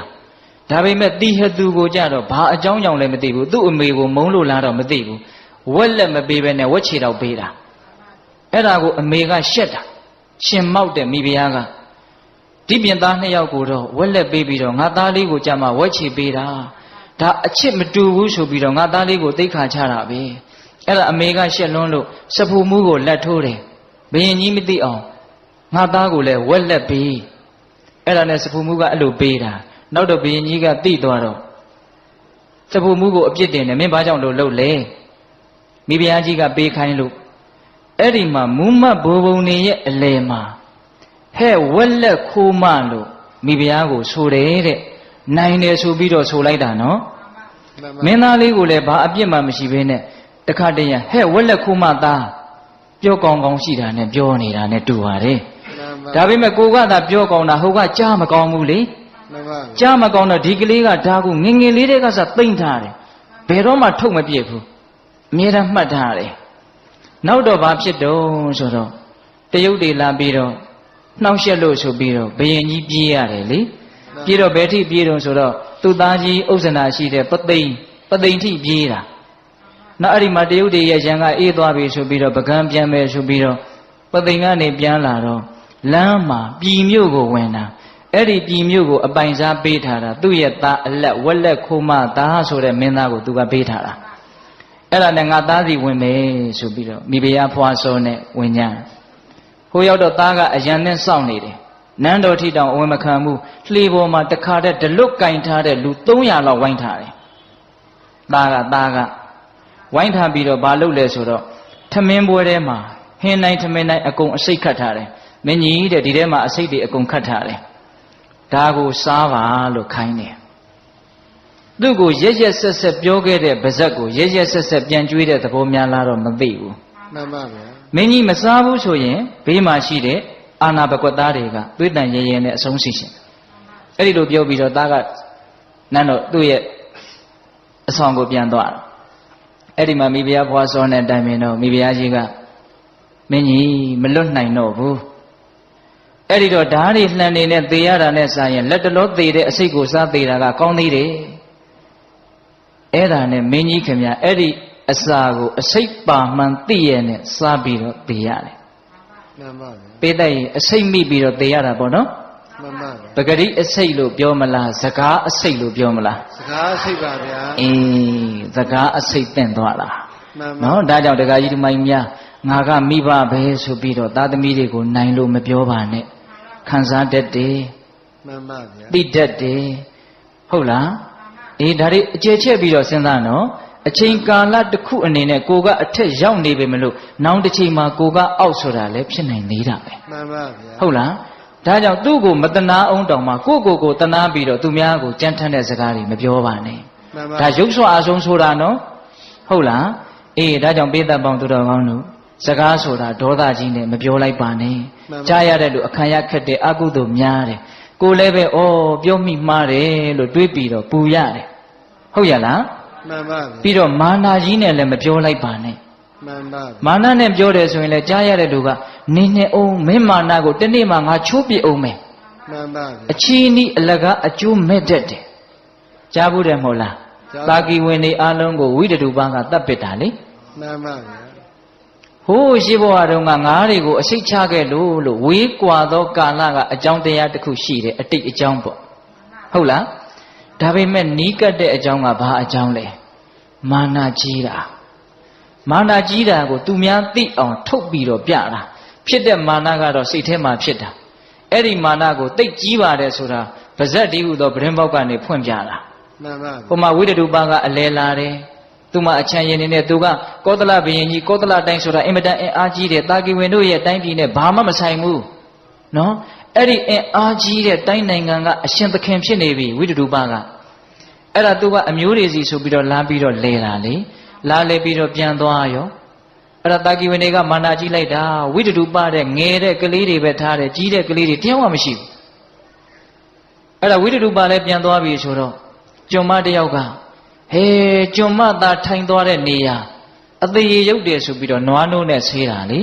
အဲ့ဒါပါဇက်ကလည်းပြစ်တောက်နဲ့ပြောတယ်ကျွန်မသာနေတဲ့နေရာအတန်းစားခွဲပြီးတော့မာနနဲ့ပြောတာအဲ့ဒါကိုမင်းချင်းတယောက်ကလက်နဲ့မေ့နေလို့လာယူတာအဲ့ဒီမာနစကားကိုသူ့နားနဲ့ကြားတာအဲ့ဒီစကားကသူ့ပါဇက်ကနေတဆင့်ဝိတ္တုပရဲ့နားကိုရောက်တာအဲ့ဒီမှာငါနေရာကိုနွားနို့နဲ့ဆေးရှိသေးအောင်မင်းတို့ရဲ့နေရာကိုမင်းတို့ရဲ့လေချောင်းသေးနဲ့ငါတနေ့ဆေးပြမယ်ဟုတ်လားမှန်ပါဗျာအနီးကပ်ဆုံးအကြောင်းကတော့မာနကိုအမိပြုတ်ပြီးတော့ထွက်လာတဲ့စကားတခွန်ကြောက်စရာမကောင်းဘူးလားကောင်းပါကောင်းတယ်ဒါကြောင့်ပိဿပေါင်းသူတော်ကောင်းတို့အကျိုးရှိခြင်းတယ်ဆိုလို့ရှိရင်စကားပြောတဲ့နေရာမှာပုဂ္ဂိုလ်ကိုကြည့်ပြောပါအချိန်အခါကိုကြည့်ပြောပါမာနတွေဒေါသတွေနဲ့မပြောပါနဲ့ဟုတ်လားပြီးတော့စကားတွေမများပါနဲ့မှန်ပါဗျာစကားများလို့ရှိရင်အပြစ်၅မျိုးရှိတယ်တဲ့ဗျာမှန်ပါနံပါတ်1ပြောရင်နဲ့အပူတွေအလူတွေပါသွားရောအဲ့ဒါလိမ်လေတဲ့စကားမှုသာဝါဒကံထိုက်တတ်တယ်ပြောရင်နဲ့ကိုပြောနေတဲ့လူနဲ့ကိုနဲ့ကိုမင်းနဲ့ငါနဲ့ကပို့ပြီးတော့ယဉ်နှီးတယ်ဆိုတာကိုသိသိချင်းတော့ဖိုးလူရဲ့အပြစ်ကိုပြောရင်းနဲ့ဂုံစကားတွေလည်းပါသွားတတ်တယ်မှန်ပါဗျာဟုတ်လားပြောရင်နဲ့စိတ်လိုက်မှဖြစ်ပြီးတော့ကြမ်းထမ်းနေလဲထွက်သွားတတ်တယ်မှန်ပါဗျာ ဖရုဒဝါစာနော်နောက်ပြောရင်နဲ့အနှစ်သာရမရှိတဲ့စကားတွေပါသွားရောများသောအားဖြင့်တော့အနှစ်မရှိတာတွေပြောကြတာများပါရဲ့ဟုတ်လားအဲ့ဒီလိုမှုတာဝါဒပိတုဏဝါစာဖရုဒဝါစာတန်ဖတ်ပလာပဆိုတဲ့ပြစ်မှုကြီး၄ခုကိုလွန်ကျူးမိတတ်တဲ့အတွက်ကြောင့်တန်တရားမှာမကောင်းတဲ့ဘဝတွေကိုရတတ်တယ်တဲ့အပြစ်၅မျိုးမှန်ပါဗျာအဲ့ဒီလိုဆိုရင်တပည့်တော်တို့စကားမပြောဘဲနဲ့ရင်ကုန်နှုတ်ပိတ်စိတ်ပဲနေလိုက်တော့မယ်ဖရားလို့အဲ့ဒါလိုလည်းမလုံနဲ့မဟုတ်ပါဘူးဟင်ဒကမာကြီးတွေစကားကမပြောဘဲနေလို့လည်းမဖြစ်ဘူးနော်မဖြစ်ဘူးတခါလေတချို့ဦးစင်းကိုလာပြောတာတောင်တွေ့ဘူးတယ်ဒီနေ့တော့စကားမပြောတော့ဘူးဟုတ်လားကောင်းတဲ့လောက်ကောင်းတယ်မကောင်းတဲ့လောက်မကောင်းဘူးတချို့ကဒေါသနဲ့မပြောတာစိတ်ကောက်ပြီးတော့မပြောတာစိတ်တိုင်းမကြလို့မပြောတာမပြောခြင်းလို့မပြောတာမတူမတန်ဘူးထင်လို့မပြောတာမပြောတာတွေကမပြောတာလေးတက်တက်နဲ့ချီးကျူးလို့မရသေးဘူးဘာပြုလို့မပြောတာလဲဆိုတာကလိုသေးတယ်မှန်ပါဗျာဟုတ်ရဲ့လားအေးစကားကမပြောဘဲနေလို့လည်းမဖြစ်ဘူးဘုန်းကြီးတွေမှာငါစကားမပြောဘဲနေအံ့လို့ကျင့်လို့ရှင်ဒုက္ခအဘတက်နေမှန်ပါဗျာအခါတစ်ပါးယဟန်တော်တွေမြတ်စွာဘုရားကိုဝါကျွတ်တော့လာပြီးတော့ကြောကြကြောတော့မြတ်စွာဘုရားကခြေသားတို့ချမ်းချမ်းသာသာနေထိုင်ခဲ့ရရဲ့လားမှန်လားပါဗျာဘုရားတပည့်တော်တို့နေထိုင်ခဲ့ရပါတယ်ဘုရားတဝါတွင်လုံးဘုရားတပည့်တော်တို့တယောက်ကိုတယောက်စကားမပြောဘဲနဲ့တကယ်အကျင့်မြတ်တွေကိုကျင့်ခဲ့ပါတယ်ဘုရားသူတို့ကစကားမပြောကြီးလို့ဒိဋ္ဌံပြီးတော့ကျင့်တာနော်တဝါတွင်လုံးတယောက်ကိုတယောက်ကောင်းတာလည်းမပြောဘူးဆိုးတာလည်းမပြောဘူးမတည့်တာမြင်လည်းမပြောဘူးမဟုတ်တာတွေမြင်နေလည်းမပြောဘူးတစုံတယောက်ကလားခေါ်လည်းမထူးဘူးမှန်ပါဗျာအဲ့တော့မြတ်စွာဘုရားဘယ်လိုပြောတယ်ထင်လဲမင်းတို့ဟာတဲ့နွားတွေလိုစိတ်တွေလိုကျင့်ခဲ့ကြတာပဲတဲ့ပပဆက်ဆက်ပြောတယ်မထင်နဲ့နော်ဒါဝိနည်းပါဠိတော်မှာရှိတယ်ဟုတ်လားမှန်ပါဗျာအဲ့ဒီတော့ကောင်းသောစကားတွေနဲ့တိဆောက်ထားတဲ့ငါဘုရားရဲ့သာသနာတော်မြတ်ကြီးမှာဘယ်နဲ့ကြောင့်စကားမပြောဘဲနေကြတာလဲမသိတော်တာရှိရင်ဆုံးမရမှာပေါ့ပြောရမှာပေါ့ကောင်းမြတ်တဲ့စကားတွေကိုပြောရမှာပေါ့အကျိုးရှိတဲ့စကားတွေကိုပြောရမှာပေါ့ဟုတ်လားကဲဘုရားကများစကားမပြောဘဲနေခဲ့မယ်ဆိုရင်ဘယ်လိုများလုပ်မလဲဟင်ဒကမာကြီးများစကားဆိုတာမကောင်းတာပြောရင်ကြီးကျယ်တဲ့အပြစ်ရှိတယ်လို့ကောင်းတာပြောလို့ရှိရင်ကြီးကျယ်တဲ့အကျိုးရှိတယ်ဘယ်လောက်တန်ဖိုးရှိတယ်လို့ပြောလို့မရအောင်တန်ဖိုးရှိတယ်မှန်ပါဗျာဟုတ်ရဲ့လားမှန်ပါနောက်ဆုံးဦးဇင်းတို့နိဗ္ဗာန်ထိအောင်စကားကတွန်းအားပေးနိုင်တယ်မှန်ကန်တဲ့စကားအဓိပ္ပာယ်ရှိတဲ့စကားအကျိုးရှိသေးတဲ့စကားပြောမယ်ဆိုလို့ရှိရင်ဒကမာကြီးများလည်းကြားဖို့ပါတယ်နော်သဗ္ဗဒါနံဓမ္မဒါနံဇီနာတိအလှူတကအလှူထဲမှာတရားအလှူအမြတ်ဆုံးတရားကိုဘယ်လိုလုပ်လှူရတာတော့ပါဇက်ကနေလှူရတာစကားအဖြစ်နဲ့လှူရတာဟုတ်လားဟုတ်တယ်နော်ဒကာကြီးများမှန်ပါဗျာအေးအဲ့တော့စကားဆိုတာအင်မတန်ကောင်းတဲ့ဘက်ကကြည့်မယ်ဆိုလို့ရှိရင်အင်မတန်ကောင်းတယ်ဟုတ်လားဆိုးတဲ့ဘက်ကကြည့်မယ်ဆိုရင်ဆိုးတာလည်းအများကြီးဖြစ်နိုင်တယ်ဆိုကြပါစို့ပေတပေါင်းသူတော်ကောင်းတို့ဉာဏ်ပါပါလေးစဉ်းစားကြည့်ဖို့ပြောပြအောင်မယ်လောကမှာအကြီးမားဆုံးသောအပြစ်ဟာဘာလို့ကြားဖို့လဲကဲဦးဇင်းလည်းနားရတာပေါ့ဗျာစဉ်းစားလိုက်ပါဦးမိစ္ဆာဒိဋ္ဌိမိစ္ဆာဒိဋ္ဌိမှာနိယတမိစ္ဆာဒိဋ္ဌိခိုင်မြဲတဲ့နိယတမိစ္ဆာဒိဋ္ဌိဆိုလို့ရှိရင်တော့အဝိဇ္ဇိကြတတ်တယ်အဝိဇ္ဇိကြတယ်နိယတဖြင့်ကြတတ်တယ်မဟုတ်ဘူးကြတယ်အမေတတ်အဖေတတ်လို့အဝိဇ္ဇိကြတဲ့လူကဒီကဘာပြက်လို့ရှိရင်လွတ်တယ်နိယတမိစ္ဆာဒိဋ္ဌိသမားများကတော့ဒီကဘာပြက်ရင်တခြားသောကဘာမှာရွှေ့ပြီးတော့ခံရတယ်လို့ဆိုတယ်အပြစ်တကအပြစ်ထဲမှာမှားယွင်းတဲ့အယူအဆကိုမှန်တယ်ထင်ပြီးတော့လက်သင့်ခံထားတဲ့မိစ္ဆာဒိဋ္ဌိဆိုတာအပြစ်အကြီးဆုံးပဲမှန်ပါဗျာအဲ့ဒီမိစ္ဆာဒိဋ္ဌိဆိုတဲ့အကြီးမားဆုံးအပြစ်ဟာဘာကြောင့်ဖြစ်တယ်လဲလို့နည်းနည်းလေးလေ့လာကြည့်ရမိစ္ဆာဒိဋ္ဌိဖြစ်ခြင်းအကြောင်းတရား2ပါးရှိတယ်တဲ့ပရတောဂောတသူတစ်ပါးရဲ့နှုတ်ကနေပြီးတော့မှားယွင်းတဲ့သကားဆံတွေကြားရတယ်တဲ့သကားဆံကအင်္ဂါတစ်ချက်ဖြစ်တယ်နော်ကိုယ့်ရဲ့အတွင်းကနေပြီးတော့မှားယွင်းတဲ့နှလုံးသွင်းမှုအယောနိသောမနတိကာရဖြစ်တယ်တဲ့မှားတဲ့စကားသံနဲ့မှားတဲ့နှလုံးသွင်းမှုဒီနှစ်ခုပေါင်းမိရင်မိစ္ဆာဒိဋ္ဌိဖြစ်တယ်တဲ့ဟုတ်လားအပြစ်အကြီးဆုံးမိစ္ဆာဒိဋ္ဌိဖြစ်ဖို့အတွက်အကြောင်းတရားတစ်ခုသည်မှားယွင်းတဲ့စကားသံဖြစ်နေတယ်ဟုတ်လားဒါကြောင့်မှားယွင်းတဲ့အယူဆတွေကိုဖြန့်ချိတဲ့ပုဂ္ဂိုလ်တွေဟောပြောတဲ့ပုဂ္ဂိုလ်တွေဟာအင်မတန်အပြစ်ကြီးတယ်ဒါကြောင့်မြတ်စွာဘုရားက ဖះလက်ထက်ကဟိုဒိဋ္ဌိဆရာကြီးတွေရှိတယ်ပုရဏကတ္တပဆိုတဲ့ဒိဋ္ဌိဆရာကြီးကိုမြတ်စွာဘုရားကဘယ်လိုပြောလဲဆိုတော့ပုရဏကတ္တပတိအဲ့ဒါလူထောင်မြုံကြီးပဲတဲ့ဘာကြီးတယ်တော့လူထောင်မြုံကြီးပါဗျာငါးတွေကိုထောင်တဲ့မြုံရှိတယ်နော်မြုံရဲ့သဘောတရားကဝင်လို့ရတယ်ထွက်လို့မရဘူး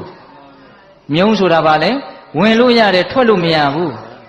အဲ့ဒီလိုပဲအယူဆမှားတွေဟာဆွဲလန်းသွားပြီဆိုရင်အဝင်သာရှိတယ်အထွက်အင်မတန်ခက်လိမ့်မယ်ဒါကြောင့်လူတွေကိုမကောင်းတဲ့နေရာကိုရောက်အောင်ဖြားယောင်းသွေးဆောင်ပြီးတော့ထောင်နဲ့လူထောင်မျိုးနဲ့အင်မတန်အပြစ်ကြီးတယ်မှန်ပါဆိုလိုတာကစကားသံတွေဟာမှားယွင်းပြီဆိုရင်အကြီးမားဆုံးအပြစ်ကိုတောင်ဖြစ်စေတတ်တယ်မှန်ပါဗျာဟုတ်ရဲ့လားကဲအကောင်းဆုံးသောကုသိုလ်တရားတွေထဲမှာဘယ်ကုသိုလ်ဟာအကြီးဆုံးလဲလို့မေးရင်တော့မက်ကုသိုလ်ဟာအကြီးဆုံးပေါ့နော်အဲ့ဒီမက်ကုသိုလ်သည်တမ္မာဒိဋ္ဌိခေါင်းဆောင်တဲ့မက်ခင်ကိုပွားများမှမက်ကုသိုလ်ဆိုတာဖြစ်တာမဟုတ်လားအဲ့တော့တမ္မာဒိဋ္ဌိခေါင်းဆောင်တဲ့မက်ခင်၈ပါးဟာမှန်ကန်တဲ့အယူအဆခေါင်းဆောင်နေတဲ့မက်ခင်၈ပါးဟာအရေးမပါဘူးလားပါပါတယ်ဗျာကုသိုလ်တရားတွေထဲမှာတော့သစ္စာလေးပါးကိုသိတဲ့အဆင့်မဲ့ဉဏ်နဲ့မဲ့ဉဏ်ကလွဲရင်အဲ့ဒီလောကီတမ္မာဒိဋ္ဌိဟာအဖို့တန်ဆုံးလို့ပြောလို့မရဘူးလားရပါဘူးရတယ်အဲ့ဒီမှန်ကန်တဲ့အယူအဆတမ္မာဒိဋ္ဌိဖြစ်ဖို့အတွက်အကြောင်းတရား2မျိုးရှိတယ်တဲ့အဲ့ဒါဘာလဲဆိုတော့ပရတောဂောတဆိုတဲ့မှန်ကန်တဲ့အတန်ရယ်မှန်ကန်တဲ့စကားပေါ့နော်နောက်ပြီးတော့ယောနိသောမနတိကာရဆိုတဲ့နှလုံးသွင်းမှန်မှုရယ်ဒီနှစ်ခုပေါင်းမိရင်တမ္မာဒိဋ္ဌိဖြစ်တယ်အဲ့တော့စကားတွေဟာကောင်းတဲ့ဘက်ကကြည့်ရင်အင်မတန်ကောင်းပါလားဦးဇင်းတို့အခုတရားတော်ကိုပထမဦးဆုံးချီးကျူးတော့ဘယ်လိုချီးကျူးရလဲသွဲခါတော်သူ့အခါတော်ကောင်းကောင်းမွန်မွန်မှန်မှန်ကန်ကန်ပြောထားတာလို့အဓိပ္ပာယ်ရမြတ်စွာဘုရားရဲ့စကားတော်တွေပေါ့ဟုတ်လားအဲ့တော့မြတ်စွာဘုရားရဲ့စကားတော်ဒီတရားတော်ဖြစ်တယ်သွဲခါတဆိုတဲ့ဂုဏ်နဲ့ချီးမွမ်းတိုက်တယ်ကဲဘယ်လောက်အဖို့တန်တော့မှန်ပါဗျာအဲ့ဒီစကားသံတွေကိုမိမိတို့ရဲ့နှုတ်ကနေဖွင့်ဟပြီးတော့ပြောနိုင်မယ်ဆိုရင်အင်မတန်ကြီးကျယ်တဲ့ကုသိုလ်ကောင်းမှုကိုပြုရရောက်တယ်နိဗ္ဗာန်ကိုလှူရရောက်တယ်နိဗ္ဗာန်ကိုမြန်မြန်ရနိုင်တယ်မကောင်းဘူးလားကောင်းတယ်ဒါကြောင့်စကားမပြောဘဲနေလို့ဘယ်ဖြစ်မှာလဲမကောင်းတာတွေမပြောရဘူးကောင်းတာဆိုရင်ပြောရမယ်ဒါပေမဲ့အချိန်အခါပုဂ္ဂိုလ်ကိုကြည့်ပြီးတော့ပြောရမယ်ဟုတ်ရဲ့လားအေးဒါကြောင့်ဦးဇင်းတို့တရားရဲ့ပထမပိုင်းဘယ်လိုစကားကိုဘယ်လိုပြောမှလဲဟုတ်လားဘယ်လိုစကားကိုဆိုတော့မှန်ကန်တဲ့စကားကိုအကျိုးရှိတဲ့စကားကိုဘယ်လိုပြောမှလဲဆိုတာကြတော့ချင့်ချိန်ပြီးတော့အချိန်ကာလကိုကြည့်ပြီးတော့မေတ္တာတရားနဲ့တိမ်တိမ်မွေ့မွေ့ပြောရမယ်ဟာဒါလေးကလည်းလူသေးတယ်ဗျာနော်အပြောမတတ်တော့ဆဲတယ်လို့ဆိုတာလည်းရှိသေးတာကိုဗျာနော်အေးပြောတတ်တယ်ဆိုတာကလည်းပဲလောကကြီးကိုချီးမြှောက်ခြင်းတစ်မျိုးပဲဗျလောကကြီးကိုချီးမြှောက်တဲ့သင်္ခါတရား၄မျိုးရှိတယ်လေဒါနာတဲ့ပိကံစွန့်ကျဲလှူဒန်းခြင်းဟာလောကကြီးကိုချီးမြှောက်တာဗျနော်ပြီးတော့ဗာလဲပေယဝိဇ္ဇတဲ့ချစ်ဖွယ်စကားပြောတာကိုယ်စကားကြောင့်သူများနားချမ်းသာသွားတယ်စိတ်ချမ်းသာသွားတယ်ပြုံးပြီးတော့ကြံရစ်တယ်သိကောင်းတာပဲအဲ့ဒါလောကကြီးကိုဘာလုပ်တာလဲချီးမြှောက်တာဗျပြီးတော့ဗာလဲသူများရဲ့အကျိုးစီးပွားကိုဆောင်ရွက်ပေးတာအတ္တစရိယဟုတ်လားကိုယ်အလုပ်လို့သဘောထားတာနော်သူများအလုပ်တွေကိုနော်ပြီးတော့ဗာလဲကိုနဲ့ဒန်းတူထားတာတမာနတ္တတာဟုတ်လားဘယ်သူမှအစင်တမ်းမခွဲခြားဘူးအလုံးလူသားတွေအတူတူထားတာအဲ့ဒီတော့ချစ်ဖွယ်စကားဆိုတာလည်းအရေးမကြီးဘူးလားအရေးကြီးတယ်နော်အဲ့တော့နူးညံ့တဲ့စကားကိုမေတ္တာလေးနဲ့ပြောရမယ်ဟုတ်လားဒါကြောင့်ပေးသက်ပေါင်းသူတော်ကောင်းတို့စကားဘယ်လိုပြောမှလဲဆိုတာနဲ့ပတ်သက်ပြီးတော့ဦးဇင်းတို့ပြောမယ်ဆိုရင်ဒီနေ့တညလုံးပြောသွားလို့ရတယ်နော်ဒီတရားတစ်ပုဒ်အတွင်းမှာသို့တော့ဘယ်လိုစကားကိုဘယ်လိုနားထောင်ကြမလဲဆိုတဲ့အပိုင်းကလေးကိုလည်းပြောဖို့ကြံနေသေးတဲ့အတွက်ကြောင့်နော်ဘယ်လိုစကားကိုဘယ်လိုပြောမှလဲဆိုတဲ့အပိုင်းကိုဒီလောက်နဲ့တော်ရအောင်နော်မှန်ပါဗျာမှန်ကန်ပြီးတော့အကျိုးရှိတဲ့စကားကိုအချိန်အခါကြည့်ပြီးတော့မေတ္တာတရားနဲ့နူးညံ့သိမ်မွေ့စွာပြောဆိုတတ်ရမယ်ဒါဆိုရင်မလုံလောက်ဘူးလားလုံလောက်ပြီဟုတ်လားဓာတ်ထက်ပူပြီးတော့ပေးသက်ပေါင်းသူတော်ကောင်းတို့ကကြိုးစားခြင်းတယ်ဆိုရင်တော့သစ္စာ၄ပါးနဲ့ဆက်တဲ့စကားတွေကိုပြောတဲ့သစ္စာတန်ရုပ်မှာပြောထားတယ်ဒါလေးနည်းနည်းလေးပြောအောင်မယ်ချစ်သားတို့တဲ့ ဒီပြင်စကားတွေမပြောနဲ့ပြောခြင်းနဲ့ဆိုရင်သစ္စာနဲ့ဆက်တဲ့စကားကိုပြောပါတဲ့မြတ်စွာဘုရားကသစ္စာ၄ပါးနဲ့ဆက်တဲ့စကားပြောတတ်ဖို့တော့လိုတယ်ဘဝဟာဘာအနှစ်မှမရှိဘူးဒုက္ခတက်တက်ပဲလို့အဓိပ္ပာယ်ပေါက်အောင်ပြောတတ်ဖို့လိုတယ်တယောက်နဲ့တယောက်စကားပြောကြပြီဆိုလို့ရှိရင်ဩဘဝဟာအနှစ်မရှိပါဘူးအချီးနှီးပါပဲအကောင်းရလို့ဘာမှမရှိဘူးလို့အဲ့ဒီအဓိပ္ပာယ်မျိုးတက်ရအောင်တခြားသောဝါဒတွေသုံးပြီးတော့ပြောတတ်မယ်ဆိုရင်တော်တော်ကောင်းမယ်ဟောကိုကဓာတ်ရိုက်ကြီးပြောမယ်ဆိုရင်ကိုကိုတရားဟောနေတယ်လို့သူများကထင်းကုန်ပါလေတရားဟောတဲ့အခြေအနေမျိုးမှာတော့တရားလို့ဟောပေါ့ဟုတ်လားဒါပေမဲ့တငယ်ချင်းချင်းစကားပြောတယ်ဟာလူငယ်တွေနဲ့စကားပြောတယ်ဆိုရင်အဲ့ဒီအဓိပ္ပာယ်လေးတက်ရအောင်ပြောတတ်ဖို့လိုတယ်ဒါဒုက္ခသစ္စာဟေးလောဘကြီးရင်တော့ဒုက္ခကြီးတာပဲဒီအဓိပ္ပာယ်လေးကိုတက်ရအောင်ပြောတတ်ရမယ်ပြောလဲပြောရမယ်ဒါလောကကြီးရဲ့အမှန်တရားဒီအမှန်တရားကိုကြွေးကြော်ရရမယ်လူချင်းနေသမျှတော့ဆင်းရဲနေမှာပဲလို့ဒါပြောကိုပြောရမယ်ဒါမှန်တယ်နော်တခါကြီးများမှန်ပါဗျာလောဘတစ်ချက်သားရှိရင်ဆင်းရဲတစ်ချက်သားရှိတယ်ဆင်းရဲမှုအလုံးကိုဘယ်သူမှပေးတာမဟုတ်ဘူးလောဘကပေးတာမှန်ပါအဲ့ဒီအဓိပ္ပာယ်မျိုးသိရအောင်ပြောတတ်မယ်ဆိုရင်တော်တော်တော်တာပဲနော်တခါကြီးများအေးလောဘချုပ်ခြင်းသည်ဒုက္ခချုပ်တယ်လို့တတိယနိရောဓသစ္စာကိုပြောတတ်ရမယ်လောကကြီးမှာတကယ်ငြိမ်းချမ်းတယ်ဆိုတာကလူကျင်မှုချုပ်မှဖြစ်တာပါကွာဟုတ်လားပြောတတ်ရမယ်နော်လူကျင်မှုကိုပရိအုပ်နိုင်မှဒေါသဒုက္ခဆိုတဲ့အရှိန်ကြီးကလည်းရက်တန့်သွားတာလူကျင်မှုကိုမရက်တန့်နိုင်သေးသည်မြဒုက္ခဆိုတာကိုလည်းရက်တန့်လို့ရမှာမဟုတ်